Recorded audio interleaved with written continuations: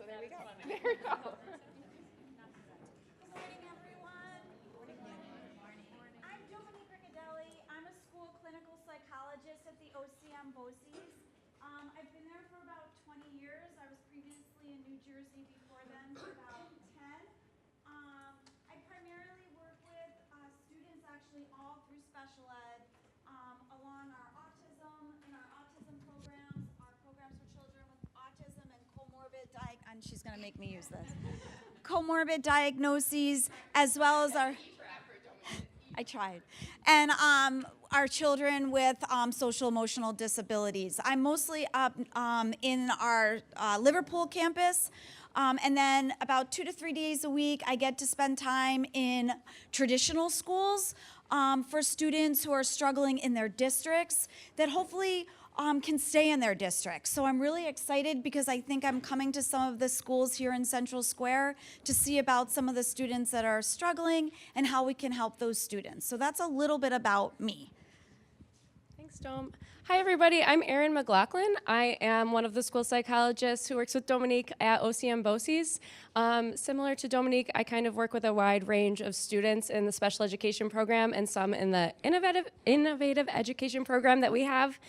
So again, I work with students along the autism spectrum, students with a range of mental health diagnoses, emotional behavioral disorders as well, K through 12. So definitely a wide range. I primarily actually work down at our campus in Cortland.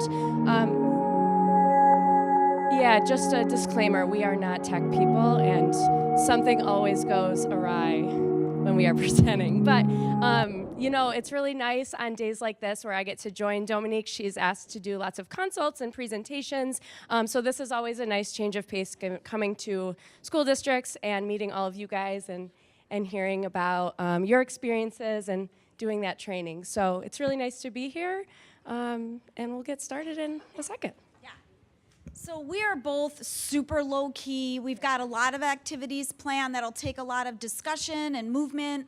So if things come up, please stop us. Actually, I meant to put a piece of paper up as like a parking lot. So if you have questions during the presentation that you just don't want to ask out loud, but you still have those questions, please write them on the parking lot so that we can, at the breaks, go check out those questions that you may have and be able to get you some answers.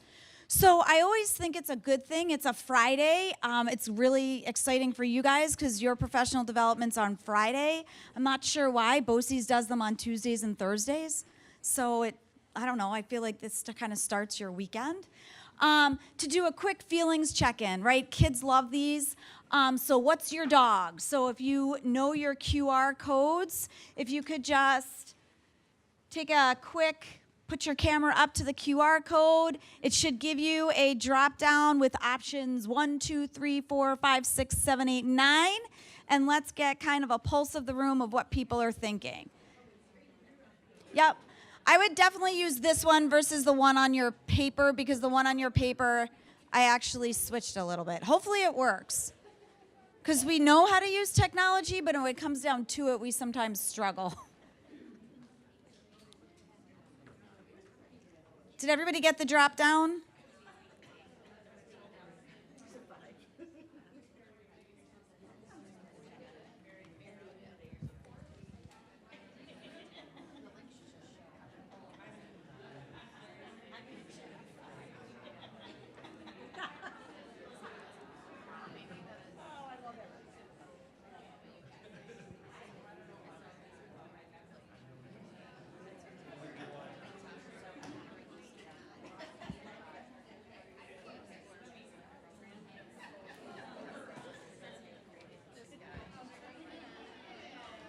All right, we got a lot of 6s and 7s. I'll take the 6. The 7 is like, I look scared. Don't be scared. We're going to have a good day. Good morning. All right, do any of you guys use the Mentimeter in your classrooms? Anybody familiar? Yeah, I think they're great. Kids have their phones out anyway, so why not use their phones during learning? So there's a lot of different ways to poll students, ask questions of students, all different ways to kind of get their thoughts by using the technology that they love, and that's their phones. All right, so at least nobody is totally falling asleep. This is always the one when it concerns me when we have a lot of number 5s, and we only had 2, so that's a good day. All right, so just a little bit about our roadmap today and kind of our journey this morning. How many of you have seen a lot of change in our classrooms over the last couple of years? Yeah, what are you guys seeing? Just a shout out. What are you guys seeing different? Lack of paying attention. A lot of no. Did I hear a lot of no? Yeah. What else? Say that? Lack of effort. Aggression. Can't deal with emotions. Attendance issues, hugely. I feel like it takes them a really long time after summer vacation to learn how to pay attention again. So learn how to be a student again after breaks and how to pay attention. Yeah, absolutely. And we're seeing this change in behavior, I think, in both of our regular ed students as well as our special ed students. I would say prior to COVID, and I know we can't always keep going back to COVID, but prior to COVID, my consultation typically was of students that were identified. And interestingly enough, now what I'm seeing is at least a third of the students I'm going out to see are not identified, meaning so they're not receiving special ed services. And what I'm noticing too, the number of students I'm getting between preschool and second grade is far more in the 9 years that I've been doing our consultation, leading our consultation team. Middle school and high school was typically the student profile I was getting, and that's not the case. It's all of the younger students. So it makes you wonder, you can't help but wonder, how did those 2-3 years of not having traditional preschool or coming into first grade, and let's be honest, I feel like last year was our first year of really things coming to school regularly. So we're going to do a lot of work around executive functioning, understanding how executive functioning affects all of our students that we work with. And then we're going to spend some time really looking at some neurodevelopmental disorders that fall under autism spectrum disorder, ADHD, anxiety and OCD, and trauma.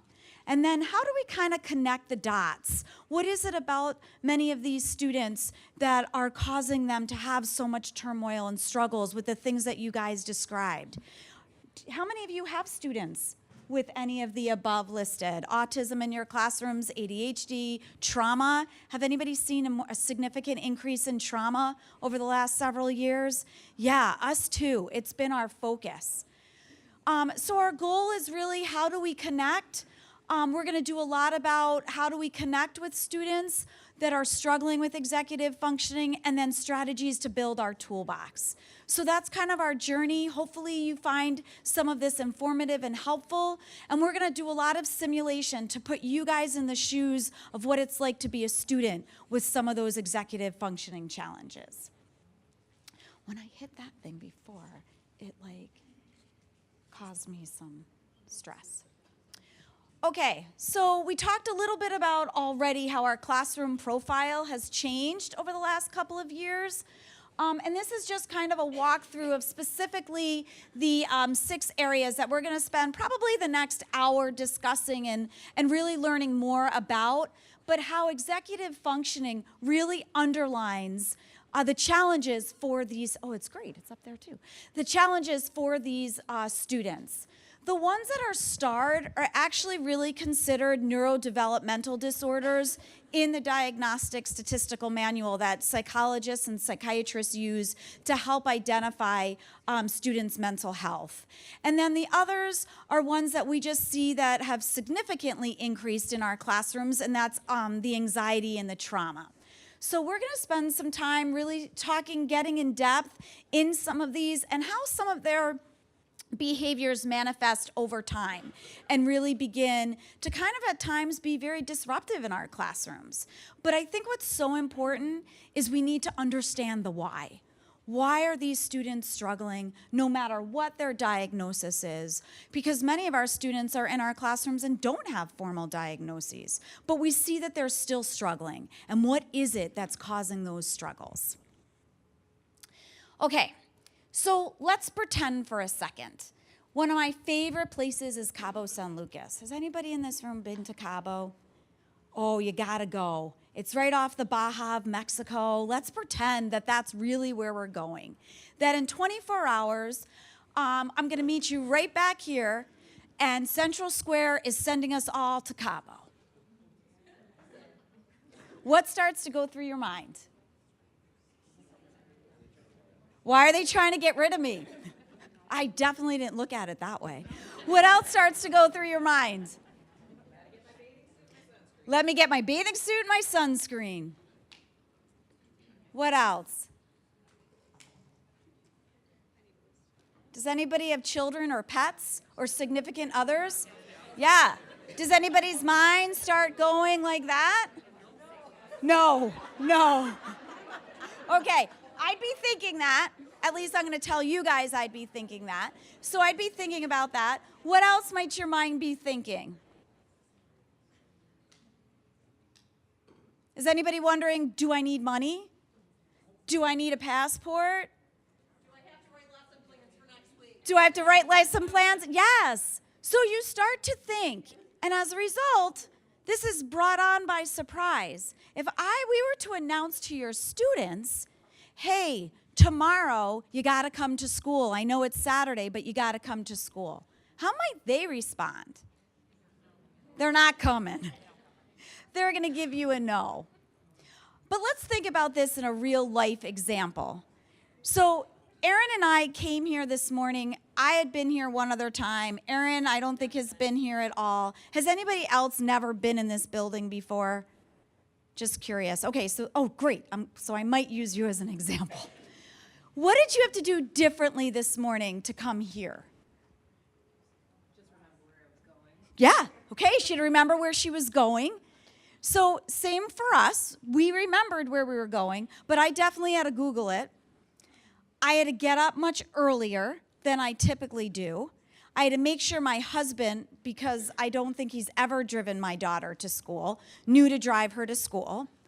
I changed and I was in like wool pants and a heavy sweater, and then I checked the weather and I saw it was going to be 75, so I quickly had to change again, and clothes are really important to me.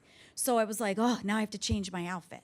So Erin texted me and said that she was running 15 minutes late, so now I was like, Erin, you can't run late. And I then was giving her a play-by-play of how to get into the building, because I parked in 2 different spots and kept changing. So I literally was pre-planning. I was prepared for if there was traffic. I was prepared for the weather change. I actually changed 2 slides in the morning. I connected with Erin to tell her this is what we need to do. But at no point did I freak out when I saw it was 75 degrees and I had to change my clothes. At no point did I outwardly get worried when Erin said I'm running 15 minutes late.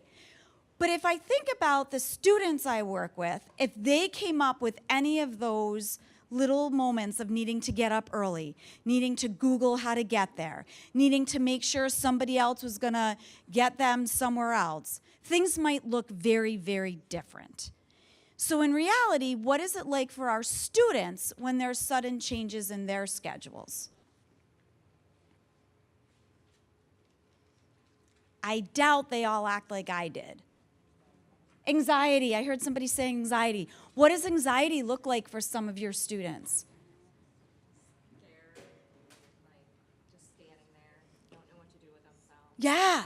So they freeze, don't know what to do with themselves. What else might it look like? They get angry, they say things like, this is stupid.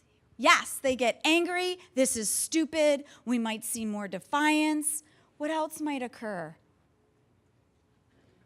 Crying.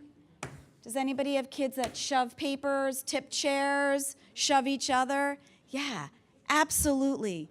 The difference is many of our students have, the difference is I have pretty intact executive functioning. I'm able to plan, to think rationally under anxious situations. Many of our students don't have what's called intact executive functioning. How many of you have heard the term executive functioning before? Yeah. So we're going to spend some time getting deeper into executive functioning and give you the opportunity of what it feels like and reflect to have an executive functioning challenge. Because really, once we understand executive functioning, then we understand the why. Then we truly begin to understand and think problem solving on how can I best help support this child in my classroom. We start to shift from looking at children from annoying, defiant, unmotivated, to more what's going on, what's under the surface. So this is really what we need to understand is the why. So the executive functioning is everything within our prefrontal cortex, everything within the frontal lobe of our brain that really deals with all day-to-day, every aspect of our day-to-day functioning. It's very multiple in nature, and it's really, it really supports everything around social emotional development, everything around planning, everything around working memory, and everything around cognitive flexibility. It really supports everything in terms of direct control of our thoughts, actions, and our emotions. Many of us describe the frontal lobe as the brain manager of all day-to-day functioning. So if you think about it, for many students that you might have in your classroom who show signs of a learning disability, ADHD, autism, Down syndrome, fetal alcohol, trauma, or a school classification of emotional disabilities, you can guarantee your salary that they have an executive functioning deficit. And that truly is what's underlining the challenges within their class, in your classroom. How many of you have students in your classroom that might not necessarily have a formal diagnosis or even an IEP or a 504 plan, but you know are struggling with some of those areas? Yeah, absolutely. So this is just a kind of a picture, a visual picture of really the 5 components of executive functioning. And to me, once we truly understand what executive functioning is, we have a better and a more positive outlook on how best to support these students within our classrooms. So those 5 components are emotional control, impulse control. These are our students that are often calling out, interrupting, moving all over the place, or they're daydreaming in the back of the room. These are our students that really struggle from shifting from one activity to the next, so that cognitive flexibility. They struggle from going from math to ELA because they haven't finished their ELA. They struggle from going from a preferred activity to now a teacher-directed activity. These students also struggle with working memory. And for me, that's one of the most important aspects where our students struggle.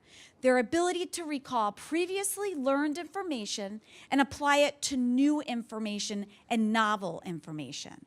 So let's think about this for a second. I'm still in Cabo. I'm pretending I'm still in Cabo Airport.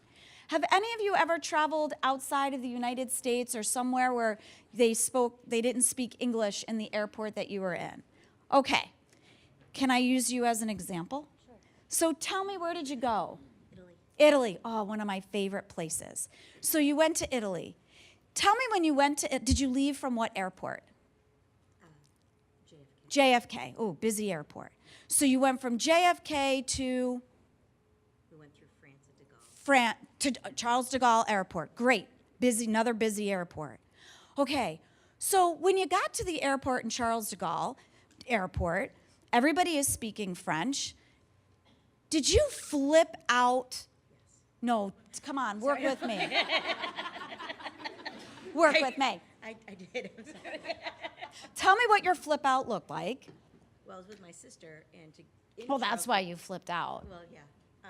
But to get from where we needed to go, you had to go all the way around the airport. You had to get on a little tram thing. and then go to another section, and we had about 10 minutes to do it. Did you do it? We did. Did you get arrested along the way? No. Did you beat anybody up along the way?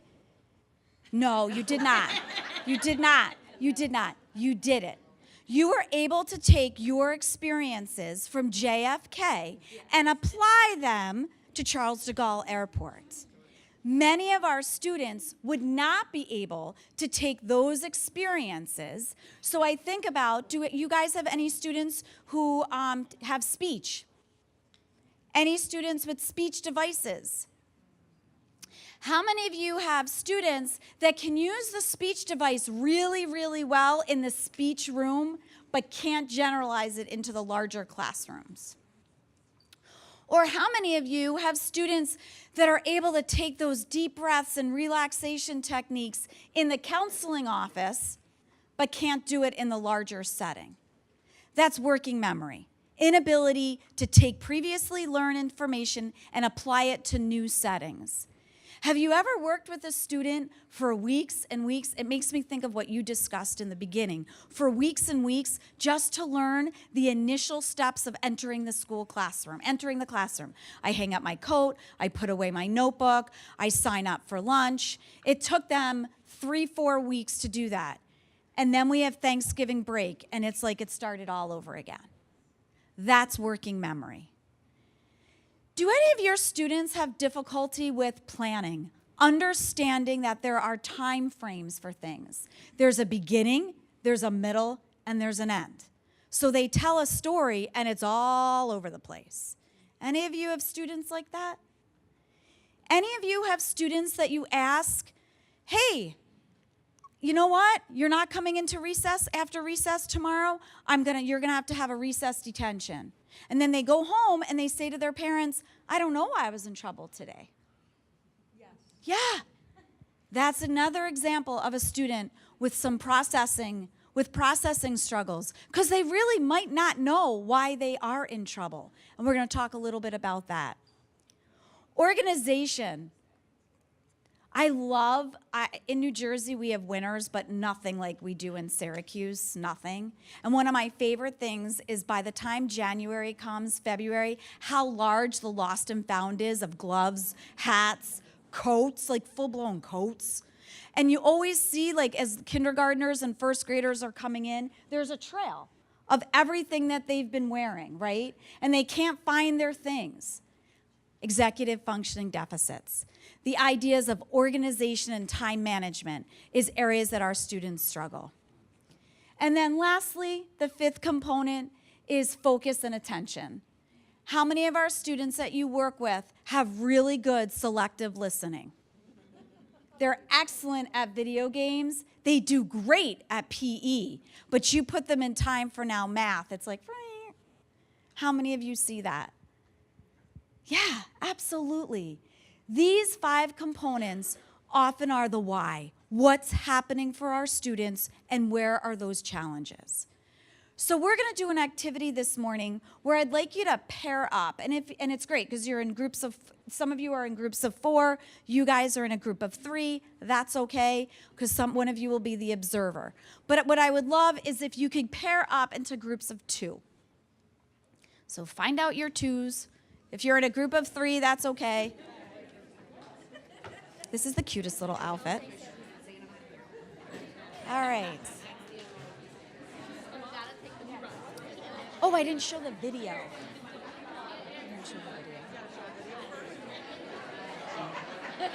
All right. Everybody have their group? Everybody have their pair? All right.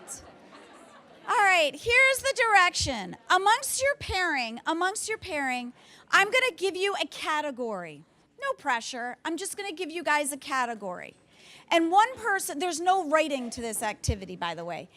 And one person is just going to listen to the category and count how many responses the person says. And the other person is just going to say everything that comes to their mind.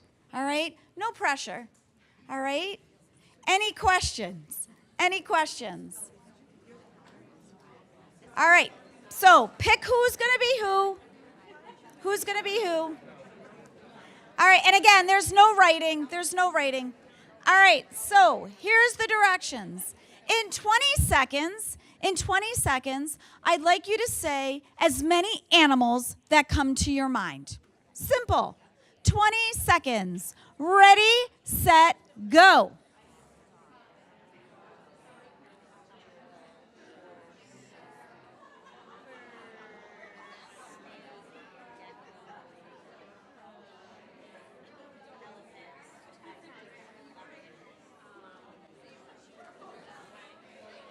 Ding, ding, ding, ding, ding, ding, ding, ding, ding. Stop, stop, stop. All right, give me some numbers. Give me some numbers. How'd you guys? 13, 14, 13, 18. Oh, nice. 19. Anybody do better than 19? All right, what was this experience like? What was this like? Fun. Really? Is anybody working with anybody that they don't know? Anybody working with anybody that they don't know? Because sometimes that adds a pressure when you're working with someone you don't know. All right, what else did it feel like? We are. We're going to do it again. Okay, so we're going to do it again. But this time, I want you to carry the same roles, same exact roles. But I'm going to give you 20 seconds to say as many animals as you can without the letter I anywhere in the word. Without the letter I. Ready, set, go.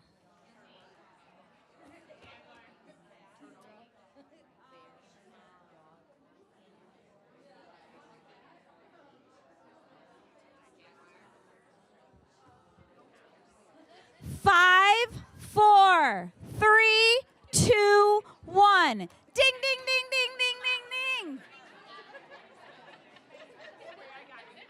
All right, give me some numbers. Actually, I'm going to ask this. Who did better? Put your hands down. Every once in a while, somebody does do better, but we're going to pretend you two aren't sitting here.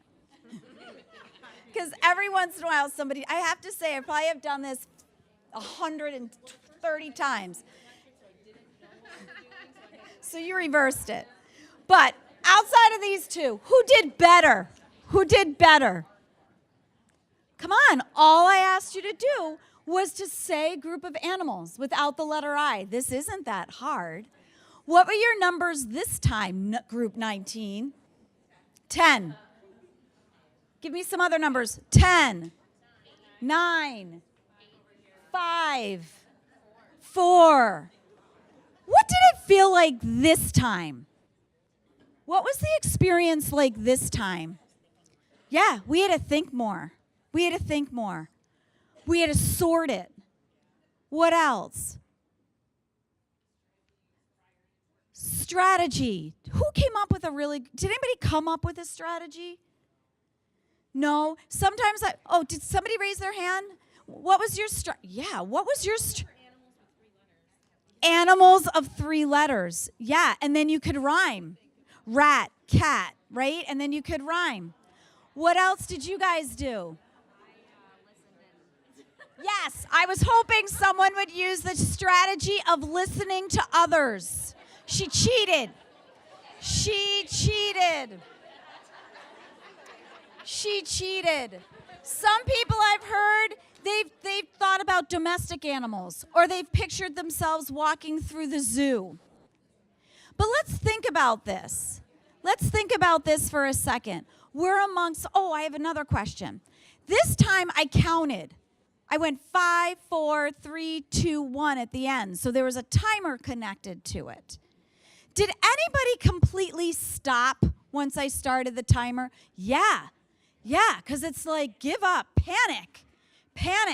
This is almost over. I'm going to fail anyway. Why bother, right? Now, in this situation, you were all also working with someone that you know. You're not looking to save face. This didn't mean anything. This wasn't dependent on anything. But for many of our kids, they're looking to save face. They're doing this with their peer or people that they don't know. They don't want to look stupid. Did anybody have a different feeling, sensory or physical, with the second time around? Did anybody's heart start to pound a little bit? Did anybody get a little sweaty? Yeah, your hands got a little sweaty. Did anybody notice if the room got louder? Did the room get louder for anybody? Yeah. So you guys had an executive functioning deficit for a total of 20 seconds. A total of 20 seconds. It's exhausting to have an executive functioning deficit. Can you imagine what it's like for our students to have executive functioning deficits for the 6 to 7 hours that they're sitting in your classroom, trying to fit in, trying to keep up? What it must be like? We wonder why by 10 o'clock our hallways are full of disaster, right? Executive functioning, again, is our brain manager. It functions all of our day-to-day. It is also the last part of our brain to fully develop. In women, new research has come out. It's actually delayed even more. In women, it's now between 20 and 25. And men, I'm so sorry for you guys back there. It's 23 to 27. It's not fully developed. So one of the handouts I gave you guys, it's old, but it's one of my favorite handouts. It's a quick, simple checklist of looking at executive functioning in the typical, neurotypical child, and what basic things that is expected for students between the ages of 4 and 13. So it's a great little checklist as teachers and educators to kind of look at and kind of get a really simple and basic idea of what kids should be doing at that age versus the expectations that we have for students that might be at kindergarten and first grade. So it's nothing scientific, it's not normed, but it's just a great little tool to really help us better understand when is it a good time to start doing things with multi-step directions? When is it a good time to give homework that's more than 10 minutes? What are the expectations to actually have a student sit on a carpet and listen to a story, and how long that attending and listening should really look like? So we've got a quick video to kind of summarize executive functioning and the brain.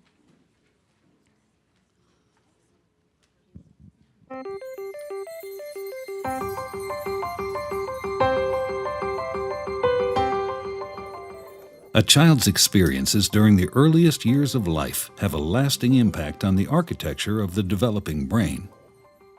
Genes provide the basic blueprint, but experiences shape the process that determines whether a child's brain will provide a strong or weak foundation for all future learning, behavior, and health. During this important period of brain development, billions of brain cells called neurons send electrical signals to communicate with each other.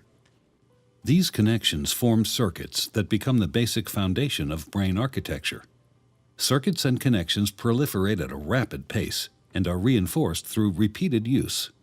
Our experiences and environment dictate which circuits and connections get more use. Connections that are used more grow stronger and more permanent. Meanwhile, connections that are used less fade away through a normal process called pruning.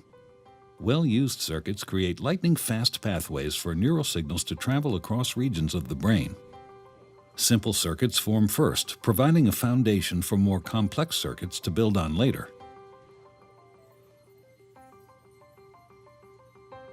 Through this process, neurons form strong circuits and connections for emotions, motor skills, behavioral control, logic, language, and memory during the early critical period of development. With repeated use, these circuits become more efficient and connect to other areas of the brain more rapidly. While they originate in specific areas of the brain, the circuits are interconnected. You can't have one type of skill without the others to support it. Like building a house, everything is connected, and what comes first forms a foundation for all that comes later.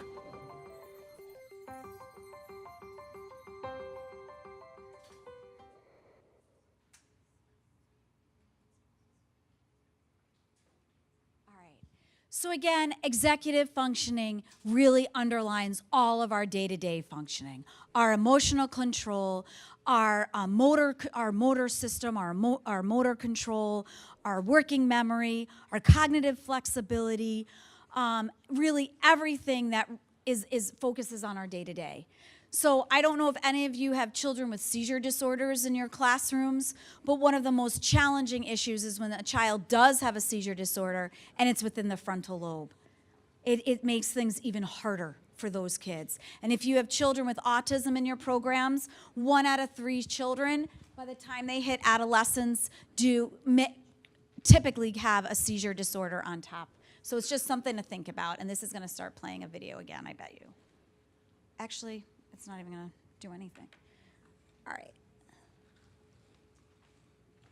Does anybody see that little cursor? Okay, so now that you are all executive functioning experts and you're understanding the why, let's start digging deeper when it comes to actual diagnosis that we know executive functioning significantly affects. One of them being ADHD, ADD. This is a tricky question. How many of you have children in your rooms with ADHD, ADD? Wow, it's much lower than I thought. All right, what does that look like for you? Never stop talking and moving, ever. They're climbing the walls, literally. What else? Pounding pencils. They're drummers. Yeah, they're drummers. We got a good video about that. What else? Frustration. Low frustration tolerance, but also sometimes really frustrating for us, too, as the educators in the room. Yeah, sometimes I laugh when we say children with ADHD, ADD, they don't pay attention. No, they pay attention. They're paying attention to everything. They just don't know what to pay attention to, right? That's the issue. They can tell you that it's cloudy outside and you got a new car and they know your license plate and they see that you got a haircut, but they have no interest. They might have gotten the paper in front of them, but not really knowing where to start and what to do because their mind is just flooding. And then they've got that impulsivity that they say everything that's on their mind. Sometimes they tend to ignore others. They're extremely disorganized. They can be pushy, need the last word, right? These are often the students that we can very easily get into power struggles with, right? Because they very often like that argument, and we're going to talk about power struggles later. But one of the things that's really important to think about is children, especially children with true ADHD, ADD, they often have other coexisting challenges. Those being learning disabilities, mood swings, social issues, and another one being anxiety. We often see the triangle with children with a true formal diagnosis of ADHD, ADD, and that triangle being ADHD, tics disorder, and anxiety. Very often they go hand in hand, but very often the most common, the only diagnosis that they might get is the ADD, ADHD. So now let's think about it for a second and correlate ADHD, ADD with executive functioning. What pieces of executive functioning do we see in our students with ADD? You can cheat. You can go back and look at that pretty little visual. That either way, they have or they lack. All of them. Yeah, all of them. Say that again. In some capacity, all of them. And I think you're bringing up a really good point. When you have executive functioning deficits, you don't necessarily need to have deficits in all of those areas. It might be just 2 or 3 of those areas. But many of our students with severe ADHD have it in all of them. Absolutely right. So, just like we put you in the seats of having executive functioning deficit, you're going to be put in the seats of having ADD, ADHD. From idea to submission, empower students to do their best work with Grammarly's generative AI. What if they could jumpstart ideas for any assignment?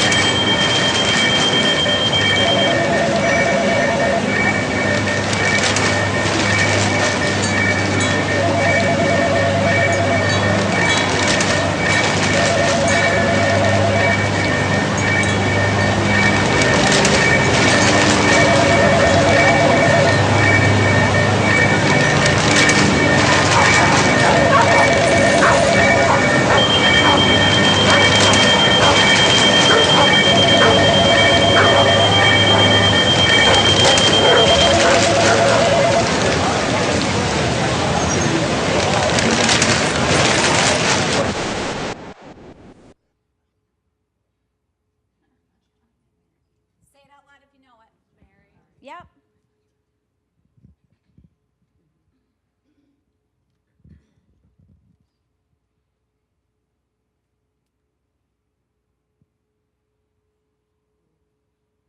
heard someone say it. Blue. Oh, I'm sorry. Can you see if I'm standing there?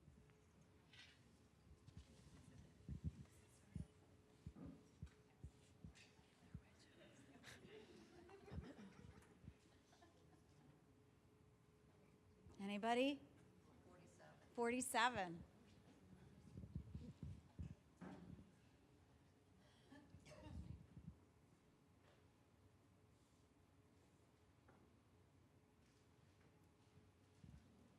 Anyone?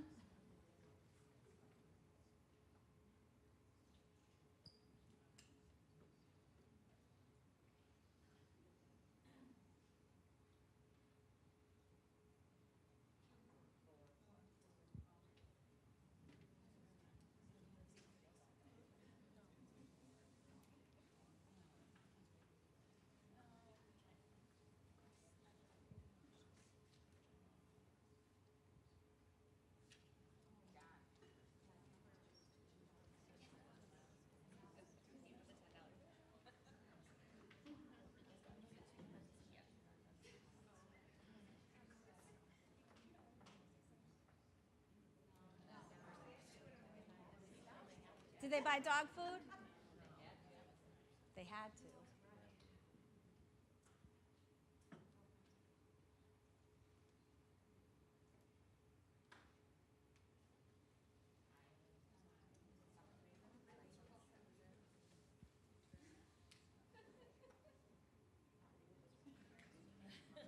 It was a good try. You tried. Hyde Circle was somewhere in there, actually, I think.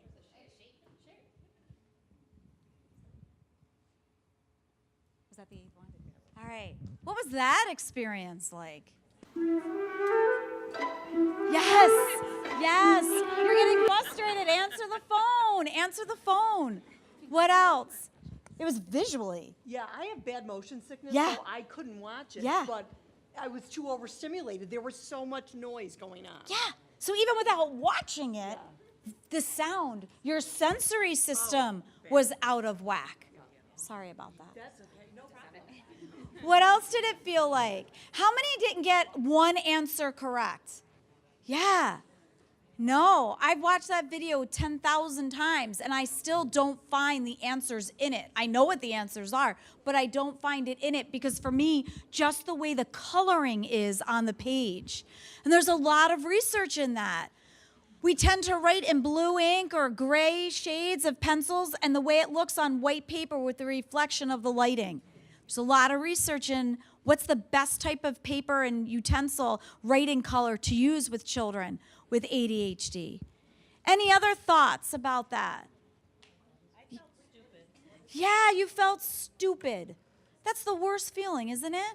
Yeah. I'm annoyed because I knew other pieces of information that weren't asked on there. So you knew other pieces of information that weren't asked in there. How dare the teacher not ask you what you know? Yeah. So actually it has a lot to do with trial and error. Sometimes people do better with black paper and white. That's a common one. So it really is a lot of trial and error, but sometimes the darker paper with the lighter color we've had more success with. I do have a question. So somebody said you felt stupid. How do our kids respond when they feel stupid? Shut down, check out, anger. Yeah, absolutely. Because it's more fun to get kicked out of class than to admit this is too hard for me. I don't understand. It's too loud in here. And how many of you who work with students that can't even tell us that? Because they don't even know what it is that's causing the issue. Many of our students aren't going to be able to tell us this makes me motion sickness, so I need to flee. So then we have kids that we now have labeled as runners. All right, so now we are all experts as having ADHD. And now we really understand how executive functioning really underlines these issues. So we're going to talk a little bit about autism spectrum disorder. How many of you have students in your classroom with ASD? Yeah, we're seeing a huge rise. The new number is 1 out of 44 children have a formal diagnosis of autism spectrum disorder. You know, I truly believe that a lot of us, all of us, it's a spectrum, right? And that's really how the new diagnosis is. And I often say you meet one child with autism and you've met one child with autism. And I think we all fall somewhere along the spectrum somewhere. But many of our students in our programs really struggle with executive functioning deficits. And if you go back to that original sheet, you're able to make some of those connections. So autism spectrum in 2015, the diagnosis changed. Not totally important for all of us, but just a little piece of information. Prior to 2015, as part of the diagnosis, there needed to be a speech and language delay. That's no longer the case, and I'm sure you have many students in your classes that have a diagnosis of ASD, but they have strong language skills. The area of challenge is social communication. So their ability to have a reciprocal conversation that is dual-sided, not necessarily one-sided. These students really struggle with nonverbal communication. Many of them are literal thinkers. and they struggle with kind of that basic developing and maintaining long-lasting friendships at times. So again, it has a lot to do with social interactions. Many of our students along the spectrum also have unusual or peculiar interests or odd motor movements. So you might see students flapping, you might see students spinning, you might have students that are most interested in, I've learned more about washing machines and light bulbs than I've ever needed to know, but I do know that information, so peculiar interest areas. Common comorbid diagnoses with children with autism is ADHD, anxiety, obsessive compulsive disorder, perseveration, and mood disorder. Of this list, we've got 4 that also fall under the umbrella of executive functioning deficits. So, autism, the way of diagnosing autism has changed. So if you're old like me, you knew about Asperger's disorder, you knew about Rett syndrome. Those are no longer classifications of autism. The current way they diagnose children with autism is on a level system, really meaning the level of severity, looking at 2 different areas of social communication and repetitive behaviors and restricted interests. Children can move within the levels, so you might have a preschool, kindergarten, first grader at level 1, meaning that they are needing significant, not needing the highest level of support. They're requiring, actually, I want to reverse that. You might have a child in kindergarten, first grade, preschool at a level 3, needing high levels of support in the community and at home. And then as they get older and they learn skills and start to rebuild those neural pathways within the brain, because we're teaching strategy, because that's what's exciting about executive functioning. We can rebuild those neural pathways in the brain to teach strategies. So students might move up from a level 3 down to a level 2 or a level 1. So we do see the changing for the diagnosis. We do see level 1 replacing what used to be Asperger's. So really it's defined as a level system now along the spectrum. And if you have the opportunity to ever look at an evaluation, hopefully this is what you're seeing, a level system attached. But the basis of it is really due to these 2 areas. Again, autism is on the rise, and it definitely falls under the umbrella of executive functioning deficits. And guess what? Now we want to hear from some children with autism and living with autism. So am I looking at you? You can't just start me off with a question like that. Oh, could you edit that? That sounded awful. Autism is like a long ruler, and everyone on the planet is a part of that ruler. It's a neurodevelopmental condition, so it's something I'm born with, it's part of who I am. I get quite easily overwhelmed with bright lights and noises. It's difficulty in communication and social interaction. It feels as if neurotypical people were born with a manual about how to socialise, and I've only just become aware of it. The problem is, the words they speak, normally it's hard to listen and keep up due to like accents or low voice, fast pace. I feel like I'm in my own planet, and all of my life I've kind of had to travel from planet to planet, getting to know different kinds of people but never fully understanding them. When I go to Waterloo Station with all the big crowds, it makes me stressed and angry that all the big crowds. It can give us a unique perspective on the world and be able to look at information differently and see situations differently. I focus very easily on the things that I like. I'm not necessarily very good at always coming up with things to say on the spot. And I don't know why I've said that, I'm really self-conscious about the fact that I'm speaking. But if I'm given time to kind of collect my thoughts and write stuff down, I think I'm getting quite good at writing and writing about autism. You can't mix us all into one autistic label because we are all so different. I guess I act very weird. But I like that, and I'm not letting anybody stop me from being weird. Small changes can make such a massive difference for us. Really tiny adjustments, that can be the difference between them being able to take part and not being able to take part. The best way to help us is to listen to our needs and pay attention to them. We all have very different sensory needs, we have very different social needs and other things. I want more people to understand that when I'm struggling. Some space away from an overwhelming environment. I need someone to talk to me and reassure me that everything is okay. One thing that people could do, be nicer to people who have autism. We will need more time to do things, and that doesn't mean that we're not making a strong enough effort.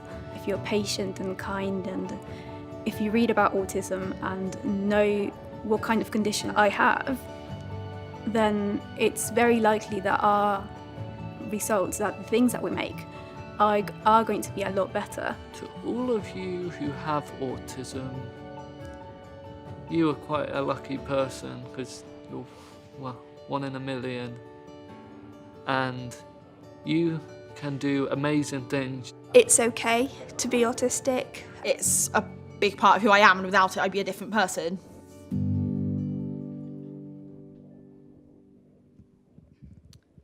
Thoughts, comments? In that video, when you listen to the teenagers speak, what aspects of executive functioning are they pointing out?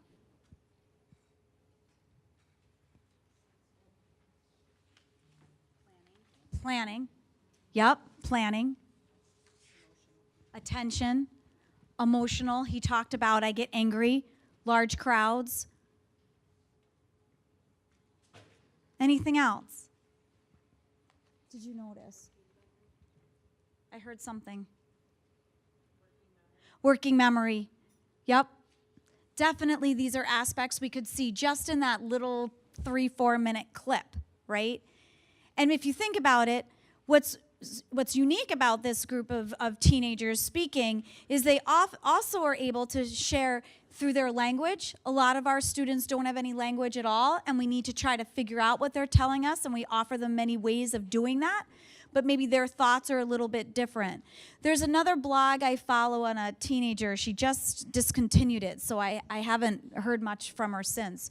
But she talked about how in school she would have significant meltdowns, and she would destroy classrooms, destroy hallways, and she needed to often be removed and be suspended from school.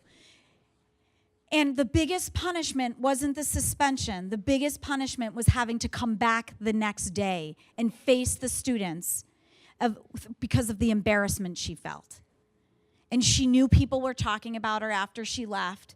And just the feeling of what she had done and the need to come back to school and face everybody was the punishment itself, not the idea of not being able to come to school. She actually discussed how after those situations, she didn't want to come back to school because of the embarrassment of what she knew she was walking into. But again, these skills deficits of executive functioning are weaving many of these diagnoses, all of the diagnoses that we're going to talk about today. All right, anxiety, OCD, perseveration.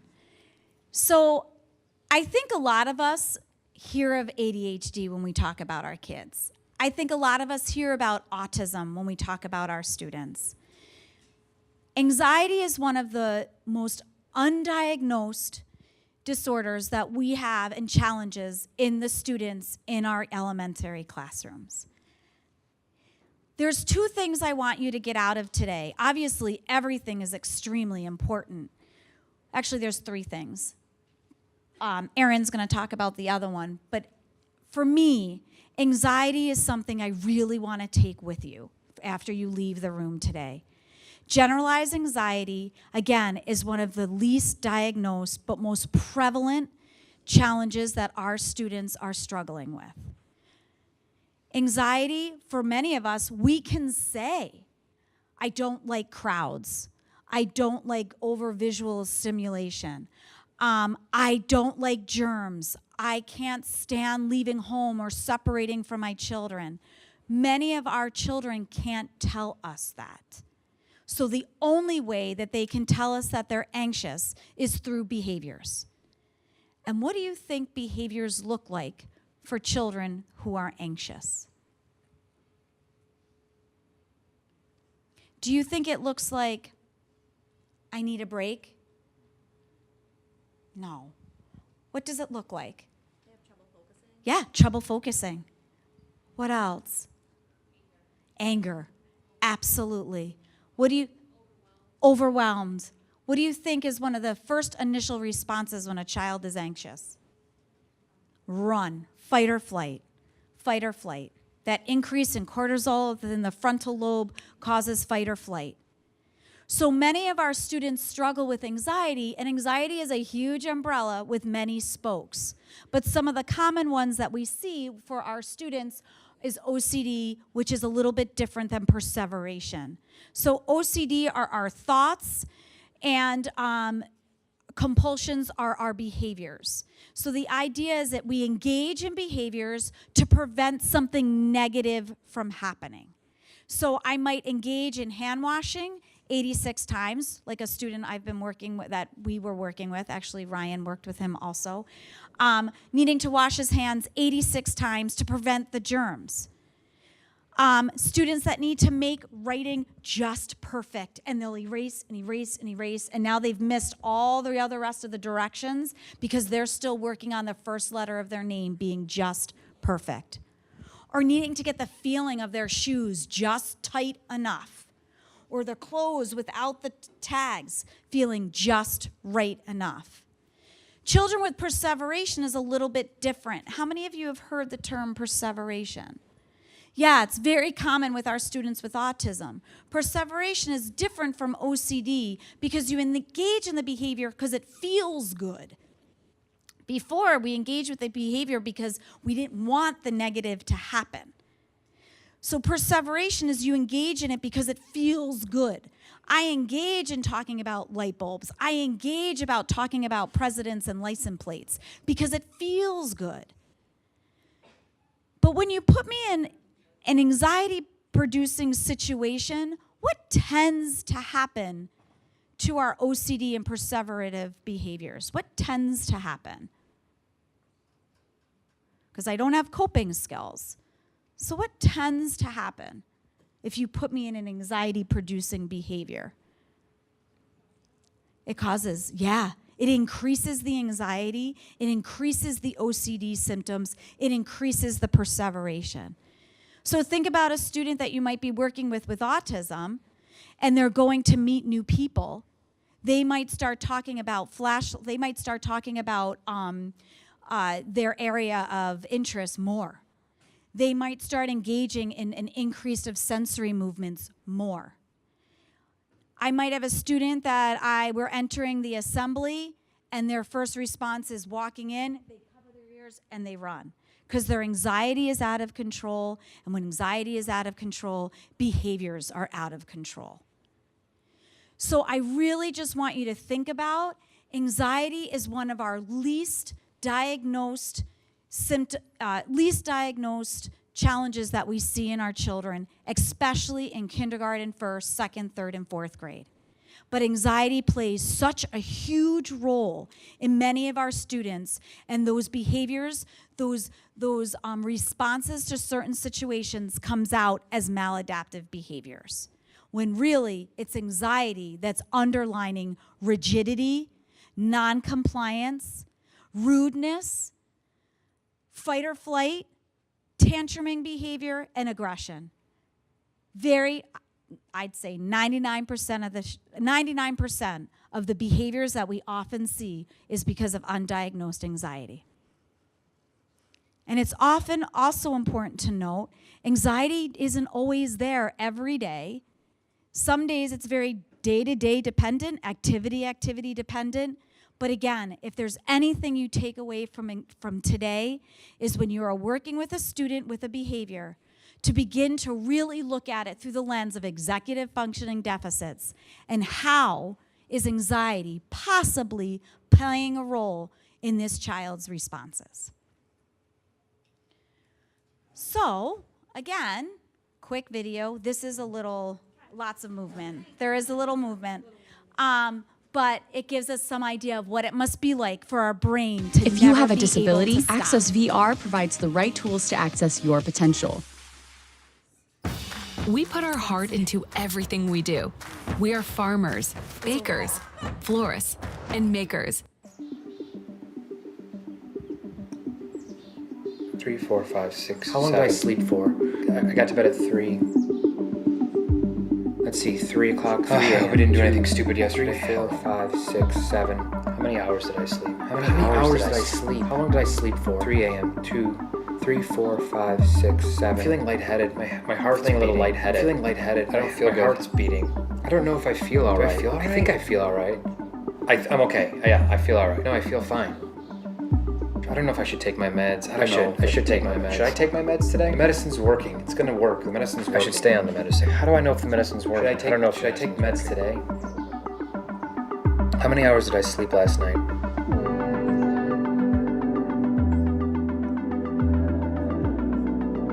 I didn't get enough sleep. 2, 3. My pulse was 4, 5, 6, 7, 8, 9, 10, fast. Pulse too fast or too slow? Can your pulse be too slow? 10, 14, 15, 11, what happens when your pulse is too slow?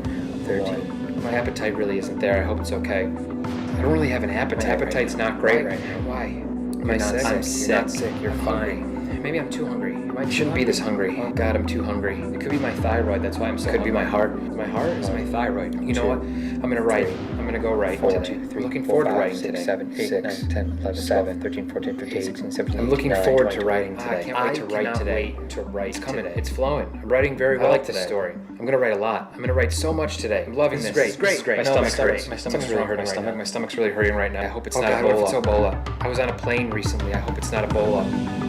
Oh God, I need to look up the symptoms. Right now, it could be Ebola. Don't look up the symptoms. Don't look up the symptoms. I need to look up the symptoms. Do I have Ebola? What's going on? I need to take my temperature. First, it's another. You're like my temperature. You're fine. Okay. I can't tell if I'm hot or not. Am I fever over 100? If it's over 100, that's not good. If it's over 100, I'm going to the emergency room. Okay. What's my pulse? What's my blood pressure? Check my blood pressure right now. I think I'm fine. I think I'm sick. My blood pressure's high. My blood pressure feels high. My blood pressure feels really high. I'm freaking out. I'm freaking out. I'm freaking out. I need a smoke. I'm gonna just have a smoke. Just have a smoke. It'll be fine. I read cigarettes are good for your intestines, actually. Why am I smoking? I hope I don't get cancer. Why am I doing this? Why am I doing this? Why am I doing this? This is a heart attack. This is a heart attack. My heart is racing right now. My heart is racing. My heart is racing.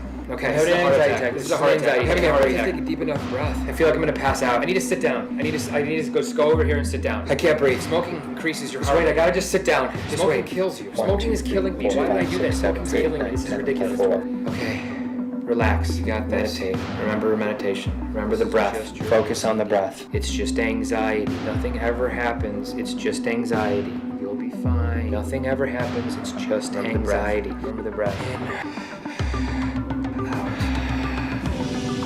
You're okay. See, you're fine. In. Out. See, you're okay. I hope I got enough sleep last night. We kind of giggle and snicker about this video, but think about what that must be like. My sister's daughter, my niece, she's 13 and she suffers from anxiety terribly, and COVID did her in. One of their favorite things to do as a family was to go out to eat. She's got the white diet. She only eats white.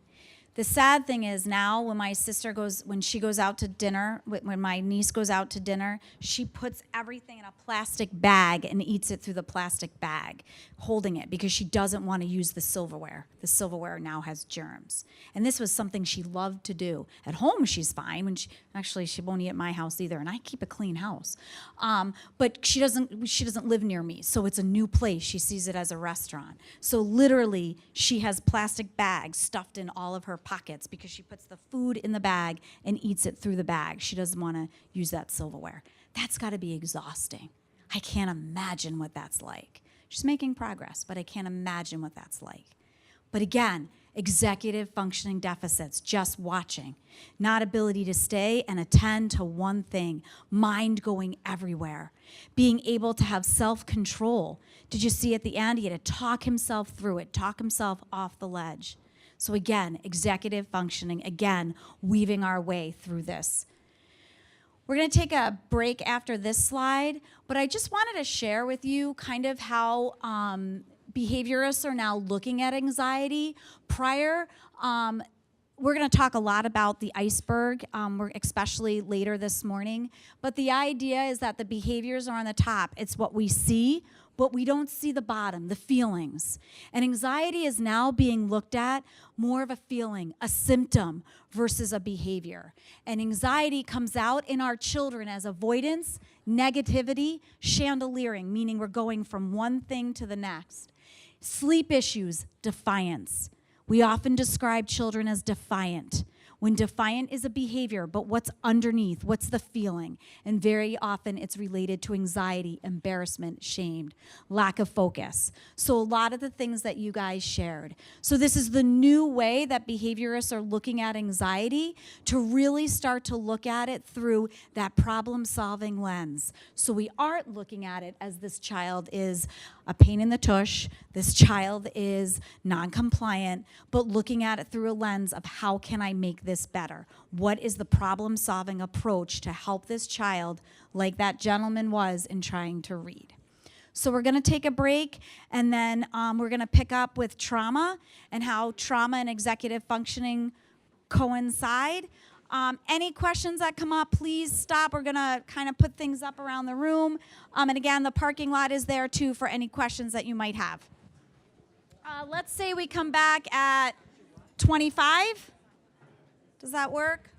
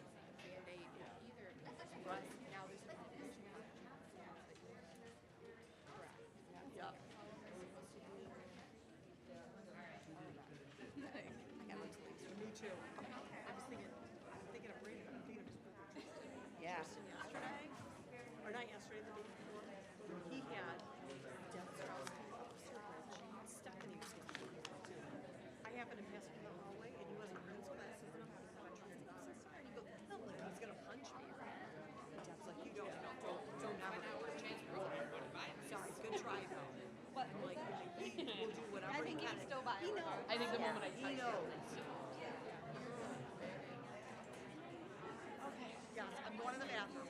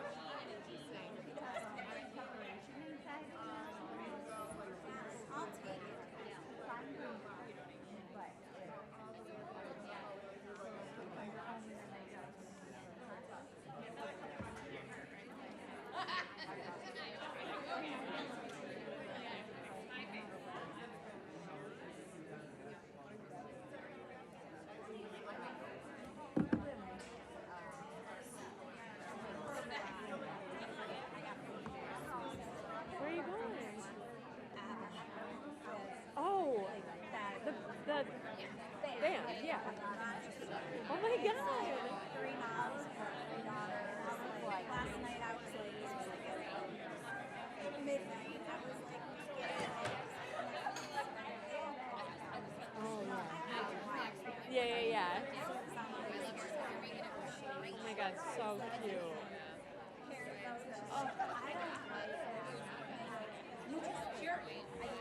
Yeah.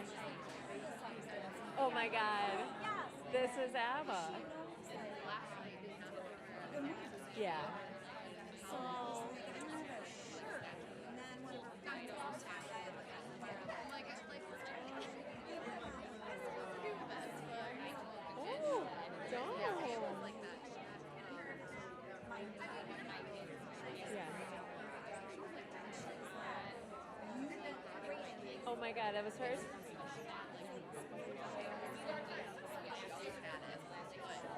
Oh my God, what a fashionista she was. Oh, that's... Honestly, that'd be pretty spot on for an ABBA concert. Oh, yes. Oh my God, you have good options though. Like you like that? Oh, it's perfect. Wait, so what time is the show? So my friend Mary Yeah. is flying is so I'm thinking I will 6 shots. Oh my God. Are you picking her up in Rochester? In Syracuse? Oh my God. So I'll pick up dinner. Yep. Get the car, Yep. but I'm gonna go pick up her rose. Oh my God. Take her car. Wow. And she's like, take my car, my costume. Oh my God. Yeah, what are you wearing to this event? Wait, so are you guys staying overnight? Are you coming back after? Yeah.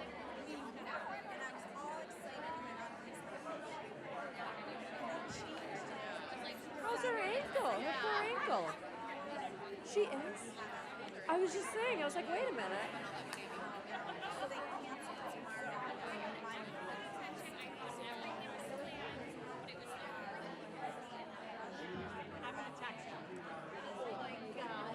Just in like, did she break it riding? I can't remember if I asked you. Okay.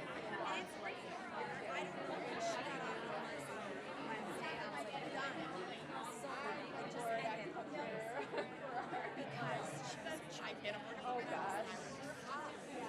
I know. So is she like at an arch when she's like, because she's up like above the horse, right? Yeah, but oh yeah. Oh, it wasn't covered.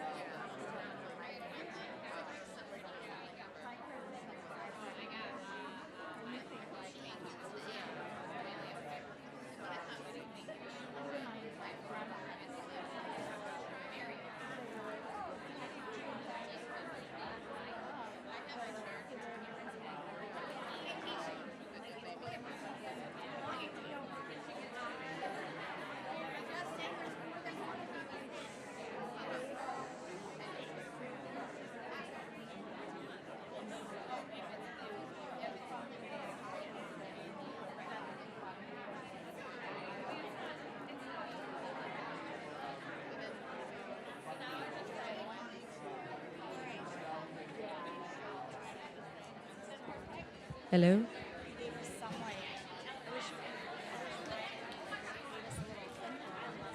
always looking for like, is it what you want? Is it Right, is this, yeah. And I just asked them, just because I didn't look at that list before, I just asked them, I was like, is this, like what grade level is this? Because sometimes like, when we get into like the classroom ideas, I'm like, sometimes like we have a mixed bag and we have like high school age. And I was like, oh, that's good, because a lot of it, like, just naturally talk about. And I think it's all like those are she did her what's her name? She looked so familiar. She was a TA with us. Yeah, okay, that's what I thought.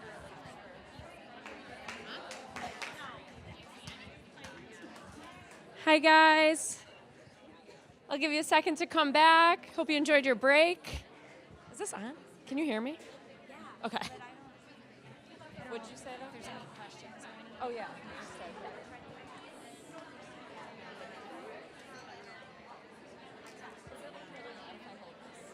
Because you weren't holding yours, I was like, I just don't think I'm gonna be able to see that screen. Oh, well, I just have contacts and they still can't see. All right, guys. So just wanted to start off before we segue into trauma. Does anyone have any questions, anything that you wanted to bring up just from our first half of what we did this morning? No questions? Okay, so we're gonna get started with trauma now. So we spoke a lot this morning about a range of different neurodevelopmental disorders, executive functioning, how executive functioning is impacted by different diagnoses that our kids have, different challenges. And now we're going to step into our trauma. So I just wanted to kind of get a sense of how many people have students in your classrooms, your schools, that you know have experienced significant trauma? That is a lot. Yes. So similar to a lot of the diagnoses we talked about this morning, trauma is another huge piece of the puzzle that is often a little misunderstood, a little underdiagnosed, especially with our students at the elementary level as well. So trauma. So you guys, I throwed a lot of hands that went up for students with trauma in your classrooms, in your schools. What do you see? Behaviors. What do you see? Learning difficulties. You can just shout them out, raise your hand. Running, destruction, screaming, violence. What else? Yeah. Yes. So perfectionists, a little bit, cannot accept that feedback, that help. What about trust? Are they easy to trust, you guys? No, I'm seeing a lot of head shaking. Got to work for it. Yeah, so a lot of our students with trauma really struggle with meeting new people, being in new settings. I think of sometimes our students that transition in from different schools, students who are, our young kindergartners coming into school, and that level of trauma as well. Any learning difficulties that you guys see? Yeah, what do you guys see? Working memory problems, very similar to that executive functioning piece we were talking about. Sustaining attention, is that really difficult too? What about frustration tolerance? Right, difficulty accepting the feedback, the help, can be often perceived as, very critical to them. So those misperceptions as well. So trauma really affects how our children think, feel, and behave. So we really see this in our schools. Our schools can sometimes be unpredictable. Our schools can have variables that are out of our control sometimes, out of our students' control. And a big thing with our students with trauma is that is something they really crave and desire, is that piece of control. Do you guys see that too? Yeah. That's what I see a lot with our students with trauma, just that sense of, I need to be in control, and those behaviors come out as a result of that. So, and you guys spoke a lot about many of these. So our students have difficulty with self-regulation, impulsive outbursts and aggression. I heard people kind of talk about property destruction, violence towards others, so we're seeing those types of behaviors. What about changes to schedules and routines, things that are a little less explicit for them? Do they struggle with that as well? Trouble with transition, so going from one activity to another, maybe leaving the classroom to go to a special, if students have related services, so any of those transitions might be really challenging for our students. We might see a lot of behaviors at those moments. And again, that all kind of ties back to what Dominique spoke about so much this morning, that executive functioning piece. So all the diagnoses that were discussed this morning, this is another one that is a really huge, that has a really huge impact from executive functioning deficits. We also have students, I don't know if you guys have ever experienced this, just kind of raise your hand if you have, students that have had flashbacks in school, reenactments of trauma, things that really trigger that. I have students that fire drills, the alarm can be extremely overwhelming and scary. So a lot of those students will try and maybe get out ahead of time. to kind of minimize that anxiety. So things like that we might see as well, those flashbacks, reenactments.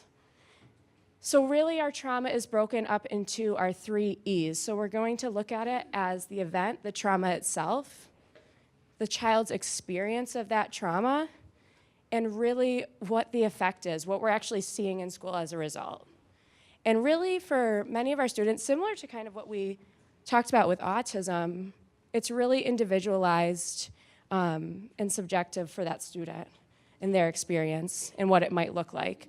So we might have a student that has experienced similar things, but depending on different factors, their level of resilience, with different things in their lives, we might see that play out very differently in school from one student to another.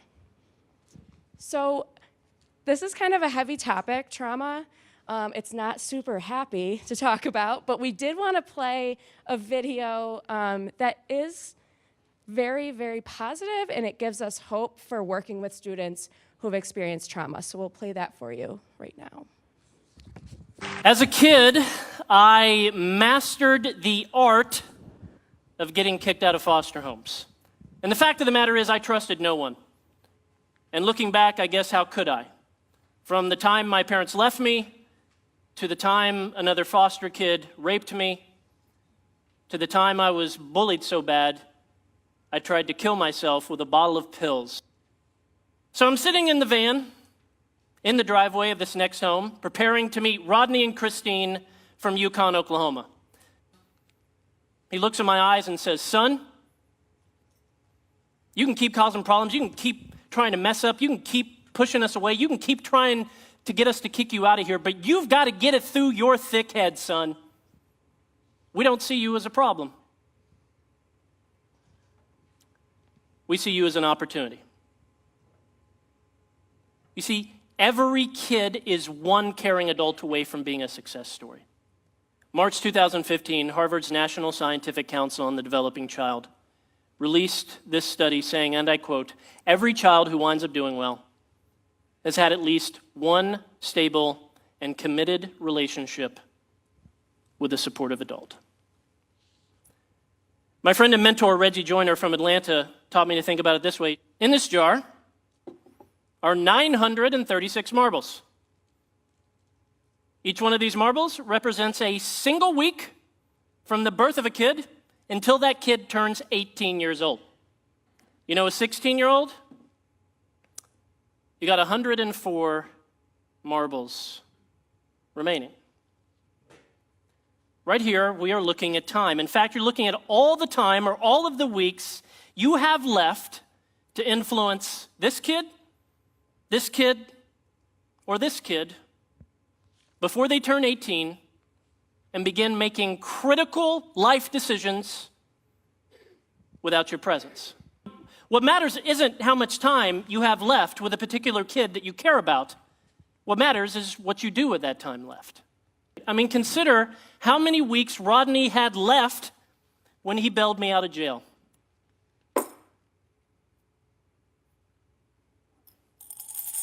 26. I was 6 months away from graduating high school. 26 weeks to get through my thick head, my bitterness, my anger, my distrust of adults, to get me to finally accept help. You see, it's not about how much time you have left with that kid you're thinking of. What matters is what we do with that time.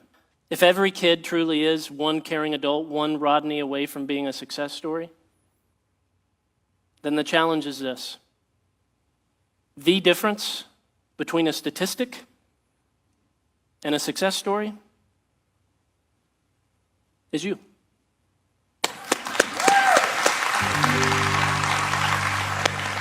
So we love to play that video because, like I said, trauma is not the happiest of topics, and a lot of us who have our students with trauma in our classrooms and our schools know that these students are struggling significantly and have endured a lot more than I hope many of us can imagine. So we like to start with that video just to remind ourselves that we can be that caring adult, we can be that stability for them, that source of strength when we're in our school buildings. and it can really make a positive and powerful impact on them. So just kind of wanted to also remind you guys of that, because it can be a little sad to think about our students with trauma. So now we're going to kind of move into our school-age children. So we have all elementary level people. I know we have some related service, school psychs, social workers, but teacher-wise and assistants, elementary level? Okay. So this is kind of what we're looking at for kids that you might have in your classroom. So really, we talked a lot this morning about our brain development and how that looks for typically developing students and students with significant challenges. So this is very relevant too for our students who have experienced trauma. So for our children, and I'm sure you guys, almost all of you raised your hand for students with trauma in your classroom, so I'm sure you've experienced some of these things at school. They have trouble managing their fears. So again, kind of that example of the alarm of the fire drill, maybe having other anxieties around, being able to complete the work, making friends. We might see a lot of anxieties in school with our students with trauma. Again, that being able to focus our attention, really implement those executive functioning skills is really difficult for those kids. These students I think of, and we'll get into this in a little bit, these students often have layers and layers of challenges.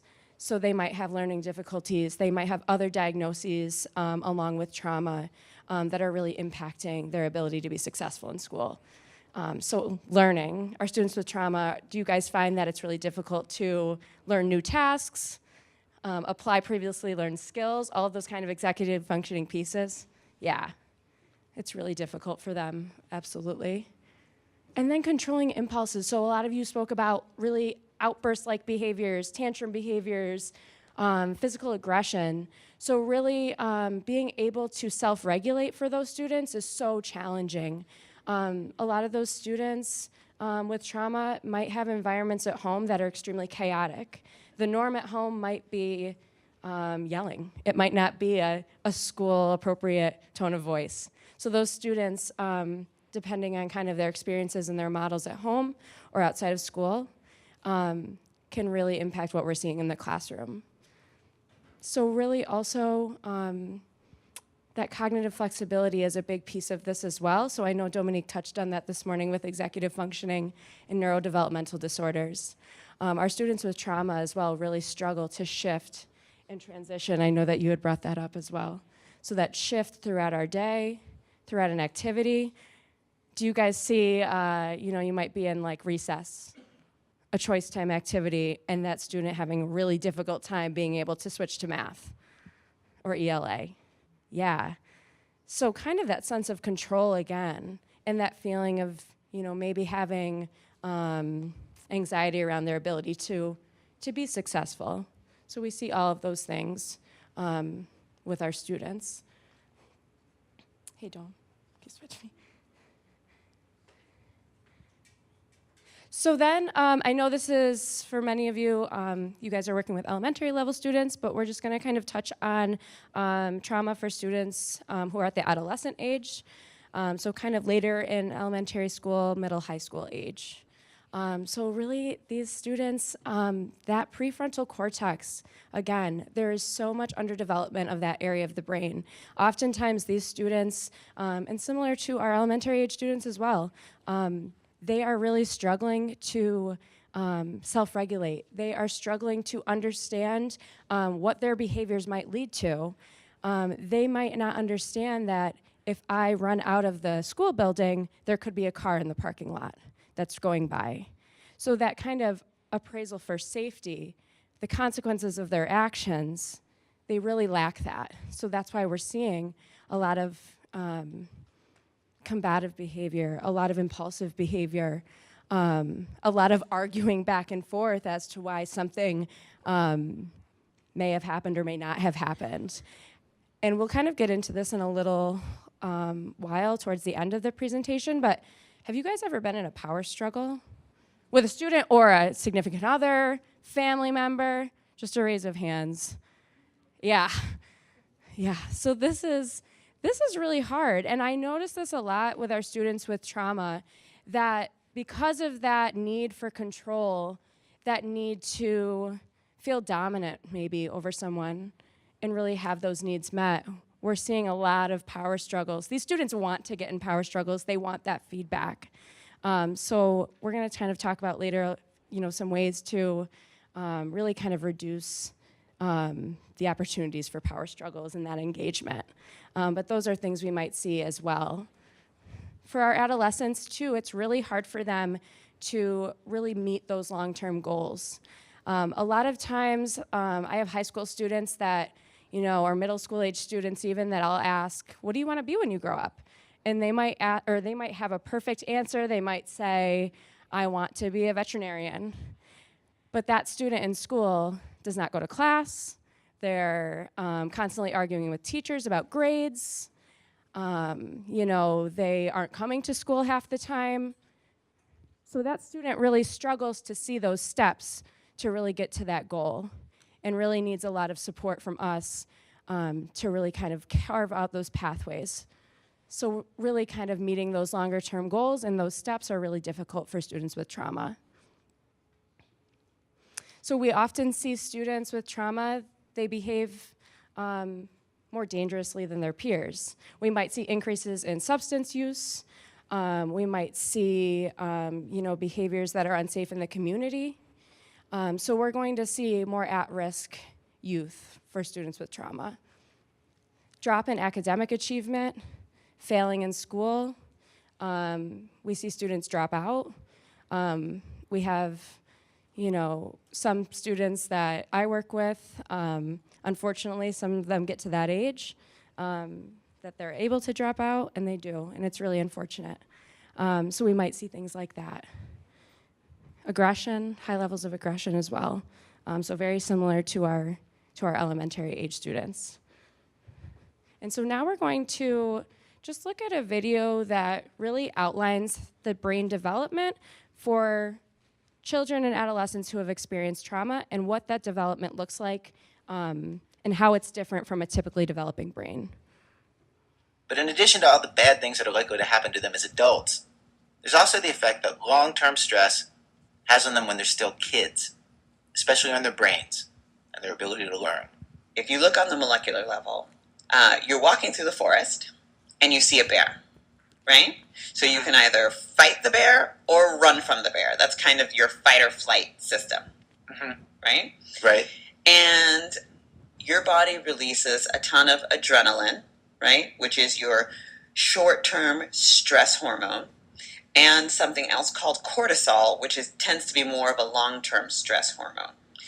And this dilates your pupils, gets your heart beating fast, your skin gets cold and clammy. That's because you're shunting blood from anywhere that isn't absolutely necessary to the muscles that you need to be able to run from that bear.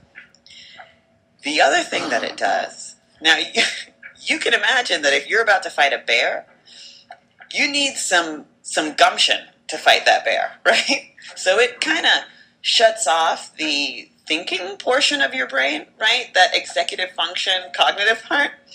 And it turns on the real primal aggression and the things that you need to be able to think that you're going to go into a fight with a bear and come out on the winning side, right?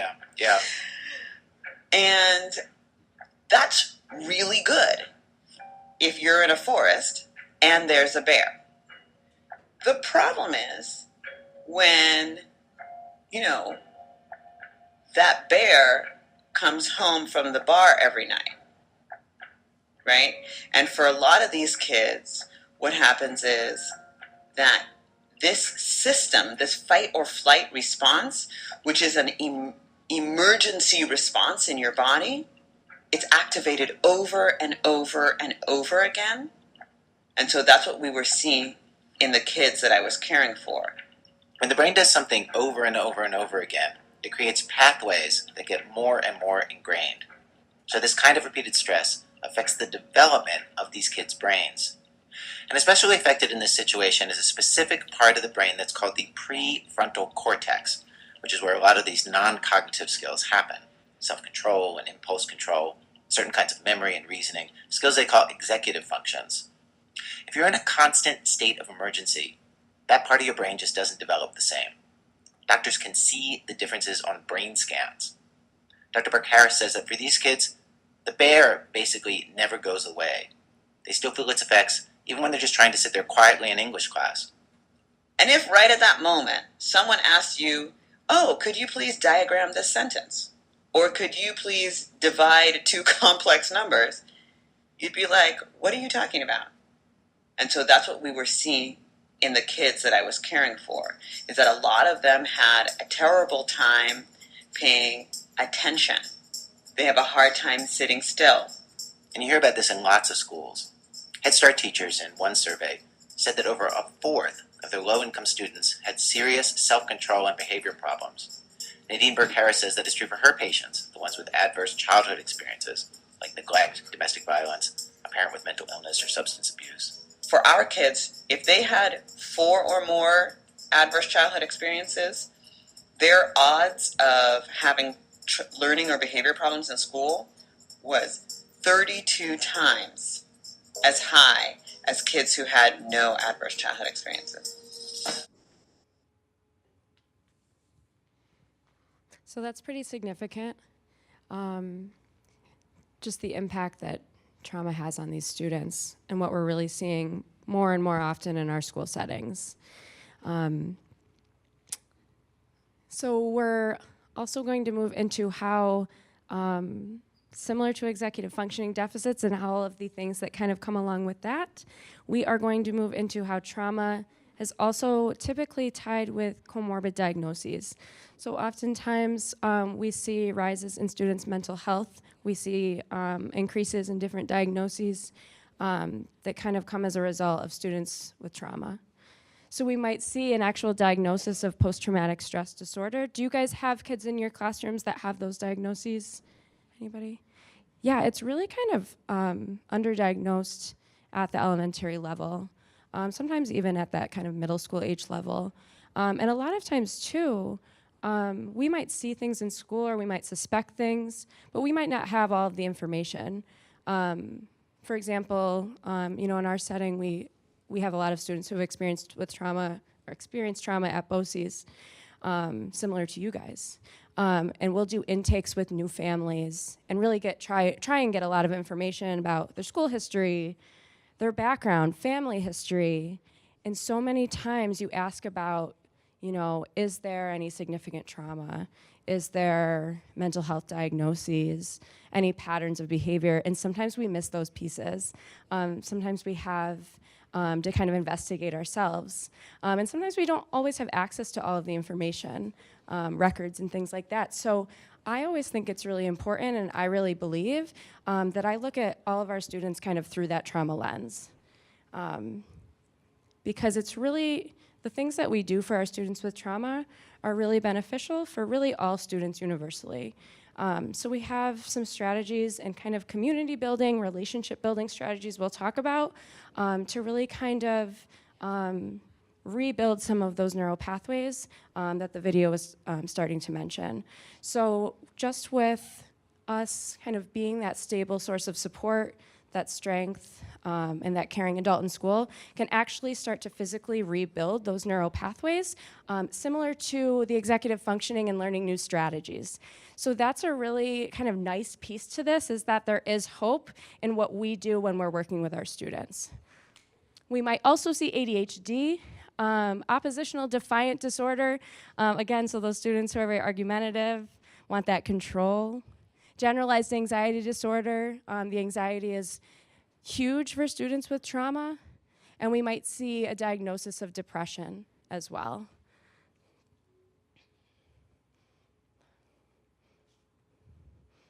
So this is just an example, and then we're going to show a video that will explain this a little bit better. So this is just an image of two different brains. So we have, on the left, we have the healthy, typically developing brain, And then on the right, we have an example of someone who has been abused. So actually, the image on the right is a brain of a Romanian orphan who was institutionalized shortly after birth. So it's really showing the effect of the extreme deprivation in that child's infancy period. So the temporal lobes, where it's circled right up here, so that helps to regulate our emotions, our behaviors, and that area of development that is significantly underdeveloped for this child who has been abused. So you can just see the physical effects of that brain development on students who have experienced these types of things. And so we're gonna play a video that actually kind of looks into this a little bit deeper and just that level of brain development.